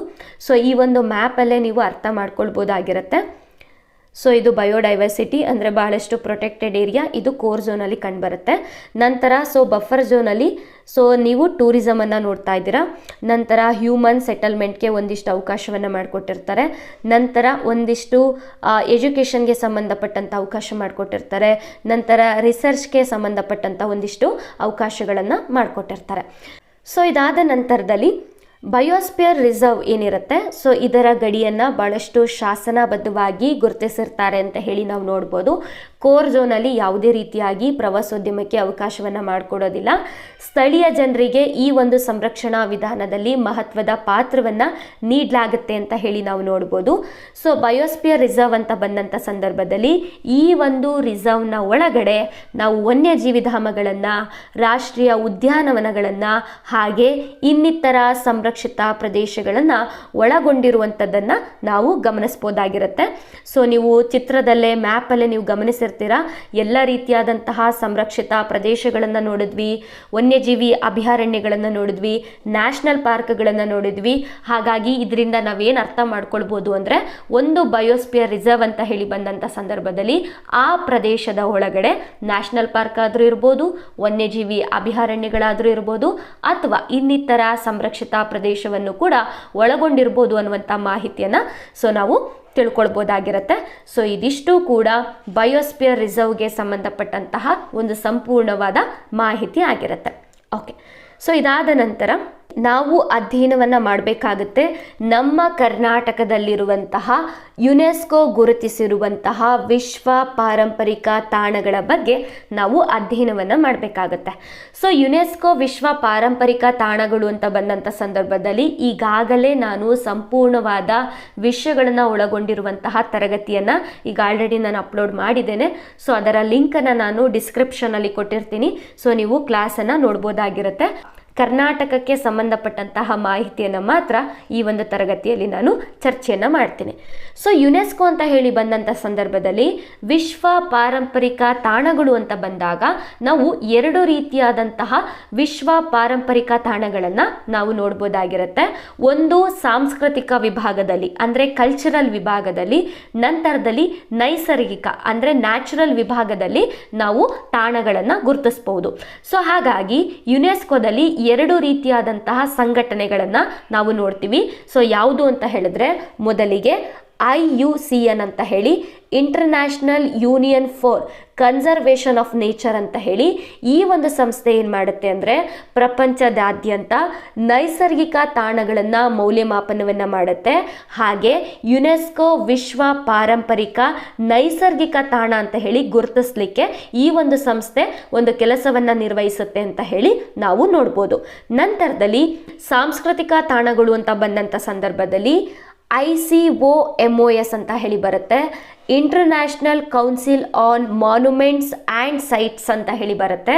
ಸೊ ಈ ಒಂದು ಸಂಸ್ಥೆ ಏನು ಮಾಡುತ್ತೆ ಅಂದರೆ ವಿಶ್ವದಾದ್ಯಂತ ಇರುವಂತಹ ಸಾಂಸ್ಕೃತಿಕ ತಾಣಗಳನ್ನು ಮೌಲ್ಯಮಾಪನವನ್ನು ಮಾಡಿ ಆ ಒಂದು ಪ್ರದೇಶವನ್ನು ಯುನೆಸ್ಕೋದ ವಿಶ್ವ ಪಾರಂಪರಿಕ ತಾಣ ಅಂತ ಹೇಳಿ ಗುರುತಿಸುವಂತಹ ಒಂದು ಜವಾಬ್ದಾರಿಯನ್ನು ಹೊತ್ತಿರುವಂತಹ ಸಂಸ್ಥೆ ಅಂತ ಹೇಳಿ ನಾವು ನೋಡ್ಬೋದು. ಸೊ ಇದಿಷ್ಟು ಕೂಡ ಯುನೆಸ್ಕೋಗೆ ಸಂಬಂಧಪಟ್ಟಂತಹ ಮಾಹಿತಿ ಆಗಿರುತ್ತೆ. ಸೊ ನಮ್ಮ ಭಾರತದಲ್ಲಿ ಪ್ರಸ್ತುತವಾಗಿ 36 ಕಲ್ಚರಲ್ ಹೆರಿಟೇಜ್ ಸೈಟ್ಗಳನ್ನು ನಾವು ನೋಡ್ಬೋದಾಗಿರುತ್ತೆ. ನಂತರ 7 ನ್ಯಾಚುರಲ್ ಹೆರಿಟೇಜ್ ಸೈಟ್ಗಳನ್ನು ನಾವು ನೋಡ್ಬೋದು. ನಂತರ ಒಂದು ಮಿಕ್ಸ್ಡ್ ಸೈಟ್ ಅಂದರೆ ಆ ಒಂದು ಪ್ರದೇಶ ಕಲ್ಚರಲ್ ಸೈಟ್ನಲ್ಲೂ ಬರುತ್ತೆ, ಹಾಗೆ ನ್ಯಾಚುರಲ್ ಸೈಟಲ್ಲೂ ಕೂಡ ಬರುತ್ತೆ. ಹಾಗಾಗಿ ಒಟ್ಟಾರೆಯಾಗಿ ನಮ್ಮ ಭಾರತದಲ್ಲಿ ಪ್ರಸ್ತುತವಾಗಿ 44 ಯುನೆಸ್ಕೋ ವಿಶ್ವ ಪಾರಂಪರಿಕ ತಾಣಗಳನ್ನು ನಾವು ನೋಡ್ಬೋದಾಗಿರುತ್ತೆ. ಸೊ ಪ್ರಸ್ತುತವಾಗಿ 44ನೇ ಒಂದು ವಿಶ್ವ ಪಾರಂಪರಿಕ ತಾಣ ಯಾವುದು ಅಂತ ಹೇಳಿದ್ರೆ ಸೊ ಮಹಾರಾಷ್ಟ್ರದಲ್ಲಿ ಕಂಡುಬರುವಂತಹ ಒಂದು ಮರಾಠರಿಗೆ ಸಂಬಂಧಪಟ್ಟಂತಹ ಮಿಲಿಟರಿ ಒಂದು ತಾಣಗಳೇನಿರುತ್ತೆ ಸೊ ಆ ಒಂದು ಪ್ರದೇಶಗಳನ್ನು 44ನೇ ವಿಶ್ವ ಪಾರಂಪರಿಕ ತಾಣ ಅಂತ ಹೇಳಿ ಗುರುತಿಸಿದ್ದಾರೆ ಅಂತ ಹೇಳಿ ನಾವು ನೋಡ್ಬೋದಾಗಿರುತ್ತೆ. ಸೊ ಈಗ ನಾವು ಅಧ್ಯಯನವನ್ನು ಮಾಡಬೇಕಾಗುತ್ತೆ ನಮ್ಮ ಕರ್ನಾಟಕದಲ್ಲಿ ಗುರುತಿಸಲಾಗಿರುವಂತಹ ಯುನೆಸ್ಕೋ ವಿಶ್ವ ಪಾರಂಪರಿಕ ತಾಣಗಳ ಕುರಿತು. ಸೊ ಕಲ್ಚರಲ್ ಸೈಟ್ ಅಂತ ಹೇಳಿ ಬಂದಂಥ ಸಂದರ್ಭದಲ್ಲಿ ನಮ್ಮ ಕರ್ನಾಟಕದಲ್ಲಿ ಹಂಪಿಯನ್ನು ನೋಡ್ತೀವಿ, ಹಾಗೆ ಪಟ್ಟದಕಲ್ಲನ್ನು ನೋಡ್ತೀವಿ. ಸೊ ನಂತರ 2024ರಲ್ಲಿ ಗುರುತಿಸಿರುವ ಹೊಯ್ಸಳರ ದೇವಸ್ಥಾನಗಳನ್ನು ನೋಡ್ತೀವಿ. ಸೊ ಇವೆಲ್ಲವೂ ಕೂಡ ಕಲ್ಚರಲ್ ಸೈಟ್ ಆಗಿರುತ್ತೆ. ಸೊ ನ್ಯಾಚುರಲ್ ಸೈಟ್ ಅಂತ ಹೇಳಿ ಬಂದಂಥ ಸಂದರ್ಭದಲ್ಲಿ ನಮ್ಮ ಕರ್ನಾಟಕದಲ್ಲಿ ಸೊ ಇದು 2022 ಅಲ್ಲ 2012 ಆಗಬೇಕು. ಸೊ 2012ರಲ್ಲಿ ಪಶ್ಚಿಮ ಘಟ್ಟಗಳನ್ನು ಯುನೆಸ್ಕೋದ ವಿಶ್ವ ನೈಸರ್ಗಿಕ ಪಾರಂಪರಿಕ ಸ್ಥಳ ಅಂತ ಹೇಳಿ ಪಟ್ಟಿಯಲ್ಲಿ ಸೇರ್ಪಡೆಯನ್ನು ಮಾಡಿದ್ದಾರೆ. ಹಾಗಾಗಿ ನಾವು ಪಶ್ಚಿಮ ಘಟ್ಟಗಳ ಬಗ್ಗೆ ಅಧ್ಯಯನವನ್ನು ಮಾಡಬೇಕಾಗತ್ತೆ. ಓಕೆ, ಸೊ ಪಶ್ಚಿಮ ಘಟ್ಟಗಳು ಅಂತ ಬಂದಂಥ ಸಂದರ್ಭದಲ್ಲಿ ಸೊ ಈ ಒಂದು ಪ್ರದೇಶವು ಕೂಡ ಕರ್ನಾಟಕ, ತಮಿಳುನಾಡು ಮತ್ತು ಕೇರಳದಲ್ಲಿ ಹಂಚಿಕೆ ಆಗಿರುವಂಥದ್ದನ್ನು ನಾವು ನೋಡ್ತೀವಿ. ಆದರೆ ಪಶ್ಚಿಮ ಘಟ್ಟ ಅಂತ ಬಂದಂಥ ಸಂದರ್ಭದಲ್ಲಿ ನಾವು ಗುಜರಾತ್ನಿಂದ ಕನ್ಯಾಕುಮಾರಿಯವರೆಗೂ ಕೂಡ ಹರಡಿಕೊಂಡಿರುವಂಥದ್ದನ್ನು ನೋಡ್ತೀವಿ. ಆದರೆ UNESCO natural world heritage site ಅಂತ ಹೇಳಿ ಗುರುತಿಸಿರುವಂಥದ್ದು ಕರ್ನಾಟಕ, ತಮಿಳುನಾಡು ಮತ್ತು ಕೇರಳದಲ್ಲಿ ಕಂಡುಬರುವಂತಹ ಪಶ್ಚಿಮ ಘಟ್ಟಗಳನ್ನು ಗುರುತಿಸಿದ್ದಾರೆ ಅಂತ ಹೇಳಿ ನಾವು ನೋಡ್ಬೋದು. ಓಕೆ, ಸೊ ಈಗ ನಾವು ಮ್ಯಾಪಲ್ಲಿ ನೋಡ್ತಾ ಇದ್ದೀವಿ ಪಶ್ಚಿಮ ಘಟ್ಟಗಳ ಬಗ್ಗೆ. ಸೊ ಇದು ನಾರ್ಮಲ್ ಆಗಿ ಗುಜರಾತ್ನಿಂದ ಕನ್ಯಾಕುಮಾರಿಯವರೆಗೆ ಇರುವಂತಹ ಒಂದು ಪಶ್ಚಿಮ ಘಟ್ಟ ಆಗಿರುತ್ತೆ. ಆದರೆ ಈ ಒಂದು UNESCO natural world heritage site ಗುರುತು ಮಾಡಿರುವಂಥದ್ದು ನಮ್ಮ ಕರ್ನಾಟಕದಲ್ಲಿ ಕಂಡುಬರುವಂತಹ ತಮಿಳುನಾಡು ಮತ್ತು ಕೇರಳದಲ್ಲಿ ಕಂಡುಬರುವಂತಹ ಪಶ್ಚಿಮ ಘಟ್ಟಗಳು ಆಗಿರುತ್ತೆ. ಸೊ ಇದ್ರ ಬಗ್ಗೆ ನಾವು ಅಧ್ಯಯನವನ್ನು ಮಾಡಬೇಕಾಗತ್ತೆ. ಓಕೆ, ಸೊ ಪಶ್ಚಿಮ ಘಟ್ಟಗಳು ಅಂತ ಹೇಳಿ ಬಂದಂಥ ಸಂದರ್ಭದಲ್ಲಿ ಸೊ ಇವುಗಳನ್ನು ನಾವು ಸಹ್ಯಾದ್ರಿ ಬೆಟ್ಟಗಳು ಅಂತ ಹೇಳಿ ಕರಿತೀವಿ. ಸೊ ಇದು ಸಸ್ಯ ಮತ್ತು ಪ್ರಾಣಿಗಳ ಶ್ರೀಮಂತ ಮತ್ತು ಜೈವಿಕ ವೈವಿಧ್ಯತೆಯನ್ನು ಒಳಗೊಂಡಿರುವಂತಹ ಒಂದು ಅದ್ಭುತವಾದಂತಹ ಪ್ರದೇಶ ಅಂತ ಹೇಳಿ ನಾವು ನೋಡ್ಬೋದಾಗಿರುತ್ತೆ. ಸೊ ಪಶ್ಚಿಮ ಘಟ್ಟಗಳಲ್ಲಿ ಕ್ರಿಯೇಟ್ ಆಗಿರುವಂತಹ ಪರ್ವತಗಳೇನಿದೆ ಸೊ ಅವುಗಳನ್ನು ನಾವು ಬ್ಲಾಕ್ ಪರ್ವತಗಳು ಅಂತ ಹೇಳಿ ಕರಿತೇವೆ. ಸೊ ಇಲ್ಲಿ ಪಶ್ಚಿಮ ಘಟ್ಟಗಳು ಅಂತ ಹೇಳಿ ಬಂದಂಥ ಸಂದರ್ಭದಲ್ಲಿ ಉದ್ದ ಅಂತ ಬಂದಾಗ 1600 ಕಿಲೋಮೀಟರ್ ಅಷ್ಟು ಉದ್ದವನ್ನು ನಾವು ನೋಡ್ಬೋದು. ಸೊ ವಿಸ್ತೀರ್ಣ ಅಂತ ಬಂದಾಗ 1,60,000 ಸ್ಕ್ವೇರ್ ಕಿಲೋಮೀಟರ್ ಅಷ್ಟು ವಿಸ್ತೀರ್ಣವನ್ನು ನಾವು ನೋಡ್ಬೋದಾಗಿರುತ್ತೆ. ಸೊ ನಂತರದಲ್ಲಿ ಪಶ್ಚಿಮ ಘಟ್ಟಗಳು ಅಂತ ಬಂದಂಥ ಸಂದರ್ಭದಲ್ಲಿ ಅದ್ಭುತವಾದಂತಹ ಅರಣ್ಯ ಪ್ರದೇಶವನ್ನು ನೋಡ್ತೀವಿ, ಜೀವ ವೈವಿಧ್ಯತೆಯ ಲಕ್ಷಣಗಳನ್ನು ನೋಡ್ತೀವಿ. ಹಾಗೆ ಹಲವಾರು ನದಿಗಳು ಪಶ್ಚಿಮ ಘಟ್ಟದಲ್ಲಿ ಹುಟ್ಟುವಂಥದ್ದನ್ನು ಅಥವಾ ಉಗಮವಾಗುವಂಥದ್ದನ್ನು ಕೂಡ ನಾವು ನೋಡ್ತೀವಿ. ಸೊ ಹಾಗಾಗಿ ಪಶ್ಚಿಮ ಘಟ್ಟಗಳಲ್ಲಿ ಹುಟ್ಟಿ ಪಶ್ಚಿಮಕ್ಕೆ ಹರಿಯುವಂತಹ ನದಿಗಳು ಯಾವುದು ಅಂತ ಹೇಳಿ ನೋಡೋದಾದರೆ ಸೊ ನಾವು ಪೆರಿಯಾರನ್ನು ನೋಡ್ಬೋದು, ನೇತ್ರಾವತಿ, ಶರಾವತಿ, ಮಾಂಡೋವಿ ನದಿಗಳನ್ನು ನೋಡ್ತೀವಿ. ಸೊ ಇದು ಪಶ್ಚಿಮಕ್ಕೆ ಹರಿದು ಅರಬ್ಬಿ ಸಮುದ್ರವನ್ನು ಸೇರುತ್ತೆ ಅಂತ ಹೇಳಿ ನಾವು ನೋಡ್ಬೋದು. ಇನ್ನು ಪಶ್ಚಿಮ ಘಟ್ಟಗಳಲ್ಲಿ ಹುಟ್ಟಿ ಪೂರ್ವಕ್ಕೆ ಹರಿಯುವಂತಹ ನದಿಗಳು ಅಂತ ಬಂದಾಗ ನಾವು ಗೋದಾವರಿ, ಕೃಷ್ಣ, ಕಾವೇರಿ, ತುಂಗಭದ್ರಾ, ಭೀಮಾ, ಮಲಪ್ರಭಾ, ಘಟಪ್ರಭಾ, ಹೇಮಾವತಿ, ಕಬಿನಿ ಸೊ ಈ ಎಲ್ಲ ನದಿಗಳು ಪೂರ್ವಕ್ಕೆ ಹರಿದು ಬಂಗಾಳ ಕೊಲ್ಲಿಯನ್ನು ಸೇರುತ್ತೆ ಅಂತ ಹೇಳಿ ನಾವು ನೋಡ್ಬೋದು. ಸೊ ನಂತರದಲ್ಲಿ ಪಶ್ಚಿಮ ಘಟ್ಟಗಳಲ್ಲಿ ನಾವು ಮಾನ್ಸೂನ್ ಹವಾಮಾನ ಮಾದರಿಯ ಒಂದು ವಾಯುಗುಣವನ್ನು ನಾವು ನೋಡ್ಬೋದಾಗಿರುತ್ತೆ. ಸೊ ನಂತರದಲ್ಲಿ ಸೊ ಇಲ್ಲಿ ಕಂಡುಬರುವಂತಹ ಪ್ರಾಣಿ ವರ್ಗ ಅಂತ ಬಂದಾಗ ಸೊ ಇಲ್ಲಿಯೂ ಕೂಡ ನಾವು ನೀಲಗಿರಿಯ ತಹರನ್ನು ನೋಡ್ತೀವಿ, ಸಿಂಹಬಾಲದ ಮಕಾಕಗಳನ್ನು ನಾವು ಸ್ಥಳೀಯವಾಗಿ ನೋಡ್ಬೋದಾಗಿರುತ್ತೆ. ಪಶ್ಚಿಮ ಘಟ್ಟಗಳು ಅಂತ ಬಂದಂಥ ಸಂದರ್ಭದಲ್ಲಿ ಬಹಳಷ್ಟು ಇಂಪಾರ್ಟೆಂಟ್ ಯಾವುದು ಅಂದರೆ ಪಾಸಸ್ಗಳು ಬರುತ್ತೆ. ಸೊ ಅದರಲ್ಲಿ ತಾಲ್ ಘಾಟ್ ಪಾಸ್ ಅಂತ ಬರುತ್ತೆ. ಇದು ಮುಂಬೈ ಮತ್ತು ನಾಸಿಕನ್ನು ಜೋಡಿಸುವಂತಹ ಮಾರ್ಗ ಅಂತ ಹೇಳಿ ನೋಡ್ಬೋದು. ನಂತರ ಬೋರ್ಘಾಟ್ ಪಾಸ್ ಅಂತ ಹೇಳಿ ಬರುತ್ತೆ. ಇದು ಮುಂಬೈ ಮತ್ತು ಪುಣೆಯನ್ನು ಸೇರಿಸುವಂತಹ ಮಾರ್ಗವಾಗಿರುತ್ತೆ. ನಂತರ ಪಾಲ್ಕಾಡ್ ಗ್ಯಾಪ್ ಅಂತ ಹೇಳಿ ಬರುತ್ತೆ ಅಥವಾ ಪಾಲ್ಘಾಟ್ ಅಂತ ಬರುತ್ತೆ. ಸೊ ಇದು ಕೊಯಮತ್ತೂರು, ತಮಿಳುನಾಡು ಮತ್ತು ಕೇರಳವನ್ನು ಜೋಡಿಸುವಂತಹ ಒಂದು ಕಾರಿಡಾರ್ ಆಗಿರುತ್ತೆ ಅಂತ ಹೇಳಿ ನಾವು ನೋಡ್ಬೋದು. ನಂತರ ಅಂಬಾ ಘಾಟ್ ಪಾಸ್ ಬರುತ್ತೆ. ಇದು ರತ್ನಗಿರಿ ಡಿಸ್ಟಿಕ್ಕಿಂದ ಕೊಲ್ಲಾಪುರ್ವರೆಗೂ ಜೋಡಿಸುವಂತಹ ಒಂದು ಮಾರ್ಗ ಅಂತ ಹೇಳಿ ನಾವು ನೋಡ್ಬೋದು. ನಂತರ ಅಂಬೋಲಿ ಘಾಟ್ ಪಾಸ್ ಅಂತ ಹೇಳಿ ಬರುತ್ತೆ. ಇದು ಮಹಾರಾಷ್ಟ್ರ ಮತ್ತು ನಮ್ಮ ಕರ್ನಾಟಕದ ಬೆಳಗಾಂ ಜಿಲ್ಲೆಯನ್ನು ಕನೆಕ್ಟ್ ಮಾಡುವಂತಹ ಒಂದು ಮಾರ್ಗ ಅಂತ ಹೇಳಿ ನಾವು ನೋಡ್ಬೋದು. ಸೊ ಇದಿಷ್ಟು ಕೂಡ ಪ್ರಮುಖವಾದಂತಹ ಮಾಹಿತಿ ಆಗಿರುತ್ತೆ. ಸೊ ಇದಾದ ನಂತರ ಒಂದು ಕರೆಂಟ್ ಅಫೇರ್ಸ್ ಇದೆ. ಸೊ ಈ ಒಂದು ಕರೆಂಟ್ ಅಫೇರ್ಸನ್ನು ಮುಗಿಸಿ ಸೊ ಈ ಒಂದು ತರಗತಿಯನ್ನು ಎಂಡ್ ಮಾಡೋಣ. ಯಾಕೆ ಅಂತ ಹೇಳಿದ್ರೆ ಬಹಳಷ್ಟು ಮಾಹಿತಿಯನ್ನು ಒಂದೇ ತರಗತಿಯಲ್ಲಿ ಅಧ್ಯಯನವನ್ನು ಮಾಡಿದ್ರೆ ಬಹಳಷ್ಟು ಕನ್ಫ್ಯೂಷನ್ ಆಗೋ ಸಾಧ್ಯತೆ ಇರುತ್ತೆ. ಹಾಗಾಗಿ ಓಕೆ, ಸೊ ಈಗ ಮಾಹಿತಿಯನ್ನು ನಾವು ನೋಡ್ತಾ ಹೋಗೋಣ. ಸೊ ಯುನೆಸ್ಕೋ ಅಂತ ಹೇಳಿ ಬಂದಂಥ ಸಂದರ್ಭದಲ್ಲಿ ನಾವು 2 ಸಂಸ್ಥೆಗಳನ್ನು ನೋಡ್ತೀವಿ. ಒಂದು ಕಲ್ಚರಲ್ ಸೈಟನ್ನು ನೇಮಕವನ್ನು ಮಾಡಲಿಕ್ಕೆ, ನಂತರ ನ್ಯಾಚುರಲ್ ಸೈಟನ್ನು ನೇಮಕವನ್ನು ಮಾಡಲಿಕ್ಕೆ. ಸೊ ನ್ಯಾಚುರಲ್ ಸೈಟ್ ಅಂತ ಹೇಳಿ ಬಂದಂಥ ಸಂದರ್ಭದಲ್ಲಿ ನಾವು IUCN ಸಂಸ್ಥೆಯನ್ನು ನಾವು ನೋಡ್ತೀವಿ. ಸೊ ಈ IUCN ಅನ್ನುವಂಥ ಸಂಸ್ಥೆ ಏನಿದೆ ಇದು ರೀಸೆಂಟಾಗಿ 2025ರಲ್ಲಿ ವರ್ಲ್ಡ್ ಹೆರಿಟೇಜ್ ಔಟ್ಲುಕ್ 4 ಅಂತ ಹೇಳಿ ಒಂದು ರಿಪೋರ್ಟನ್ನು ಜಾರಿಯನ್ನು ಮಾಡ್ತಾರೆ. ಈ ಒಂದು ರಿಪೋರ್ಟಲ್ಲಿ ನಾವು ನಮ್ಮ ಭಾರತದಲ್ಲಿರುವಂತಹ ನ್ಯಾಚುರಲ್ ಸೈಟ್ಗಳು, ಯಾವ ನ್ಯಾಚುರಲ್ ಸೈಟ್ಗಳು ಗುಡ್ ಪೊಸಿಷನಲ್ಲಿದೆ, ಹಾಗೆ ಯಾವ ನ್ಯಾಚುರಲ್ ಸೈಟ್ಗಳನ್ನು ರೆಡ್ ಫ್ಲ್ಯಾಗ್ ಪಟ್ಟಿಯಲ್ಲಿ ಸೇರಿಸಲಾಗಿದೆ ಅಂತ ಹೇಳಿ ಬಹಳಷ್ಟು ಮಾಹಿತಿಗಳನ್ನು ಒಳಗೊಂಡಂತಹ ರಿಪೋರ್ಟ್ ಆಗಿರುತ್ತೆ. ಸೊ ಇಲ್ಲಿ ಯಾವ ಮಾನದಂಡಗಳ ಮೇಲೆ ನ್ಯಾಚುರಲ್ ಸೈಟ್ಗಳು ಒಂದು ಗುಡ್ ಪೊಸಿಷನಲ್ಲಿದೆ ಅಥವಾ ರೆಡ್ ಫ್ಲ್ಯಾಗ್ ಪಟ್ಟಿಯಲ್ಲಿದೆ ಅಂತ ಹೇಳಿ ಗುರುತಿಸ್ತಾರೆ ಅಂತ ಹೇಳಿ ಬಂದಾಗ ಸೊ ಅಲ್ಲಿನ ಒಂದು ಕ್ಲೈಮೇಟ್ ಚೇಂಜ್ ಆಗಿರ್ಬೋದು, ಟೂರಿಸಮ್ ಆ್ಯಕ್ಟಿವಿಟಿ ಆಗಿರ್ಬೋದು, ಅಥವಾ ಅಲ್ಲಿನ ಪ್ರಭೇದಗಳೇನಿರುತ್ತೆ ಸೊ ಅವುಗಳಿಗೆ ಇರುವಂತಹ ಬೆದರಿಕೆ ಆಗಿರ್ಬೋದು, ಅಥವಾ ಆ ಒಂದು ನ್ಯಾಚುರಲ್ ಸೈಟಲ್ಲಿ ಯಾವುದಾದ್ರೂ ರೋಡ್ಸ್ಗಳಿದೆಯಾ ಅಥವಾ ರೈಲ್ವೆ ರೋಡ್ಸ್ಗಳಿದೆಯಾ. ಸೊ ಈ ಎಲ್ಲ ಮಾಹಿತಿಗಳನ್ನು ಅಧ್ಯಯನ ಮಾಡಿದ ನಂತರದಲ್ಲಿ ಸೊ IUCN ಅವರು ಏನು ಮಾಡ್ತಾರೆ ಅಂದರೆ 4 ಕೆಟಗರಿಯನ್ನು ಮಾಡ್ತಾರೆ. ಸೊ ನ್ಯಾಚುರಲ್ ಸೈಟ್ ಅಂತ ಬಂದಾಗ 4 ರೀತಿಯಾದಂತಹ ಕೆಟಗರಿಯನ್ನು ಮಾಡ್ತಾರೆ. ಅದರಲ್ಲಿ ಫಸ್ಟ್ ಒನ್ ಬಂದು ಗುಡ್ ಪೊಸಿಷನ್ ಅಂತ ಹೇಳಿ, ನಂತರ good with some concern. So ಅದು ಒಂದು ಗುಡ್ ಪೊಸಿಷನಲ್ಲಿದೆ, ಆದರೂ ಕೂಡ ನೀವು ಒಂದಿಷ್ಟು ಗಮನವನ್ನು ಹರಿಸ್ಬೇಕು ಅಂತ ಹೇಳಿ. ಸೊ ನಂತರದಲ್ಲಿ ಸಿಗ್ನಿಫಿಕೆಂಟ್ ಕನ್ಸರ್ನ್ ಅಂತ ಹೇಳಿ ಬರುತ್ತೆ. ಅಂದರೆ ನೀವು ಈ ಪ್ರದೇಶಗಳ ಮೇಲೆ ಗಮನವನ್ನು ಹರಿಸಲೇಬೇಕು, ನೀತಿಗಳನ್ನು, ನಿಯಮಗಳನ್ನು, ಯೋಜನೆಗಳನ್ನು ಜಾರಿಗೆ ತರಲೇಬೇಕು ಅಂತ ಹೇಳುವಂತಹ ಒಂದು ಕ್ಯಾಟಗರಿ ಆಗಿರುತ್ತೆ. ನಂತರ ಕ್ರಿಟಿಕಲ್, ಬಹಳಷ್ಟು ಒಂದು ಬೆದರಿಕೆಯನ್ನು ಒಳಗೊಂಡಿರುವಂತಹ ಪ್ರದೇಶಗಳಾಗಿರುತ್ತೆ. ನೀವು ಹೆಚ್ಚು ಪ್ರಮಾಣದಲ್ಲಿ ಗಮನವನ್ನು ಹರಿಸಬೇಕು ಅಂತ ಹೇಳಿ ಈ ಒಂದು ಕ್ಯಾಟಗರಿ ಹೇಳುತ್ತೆ.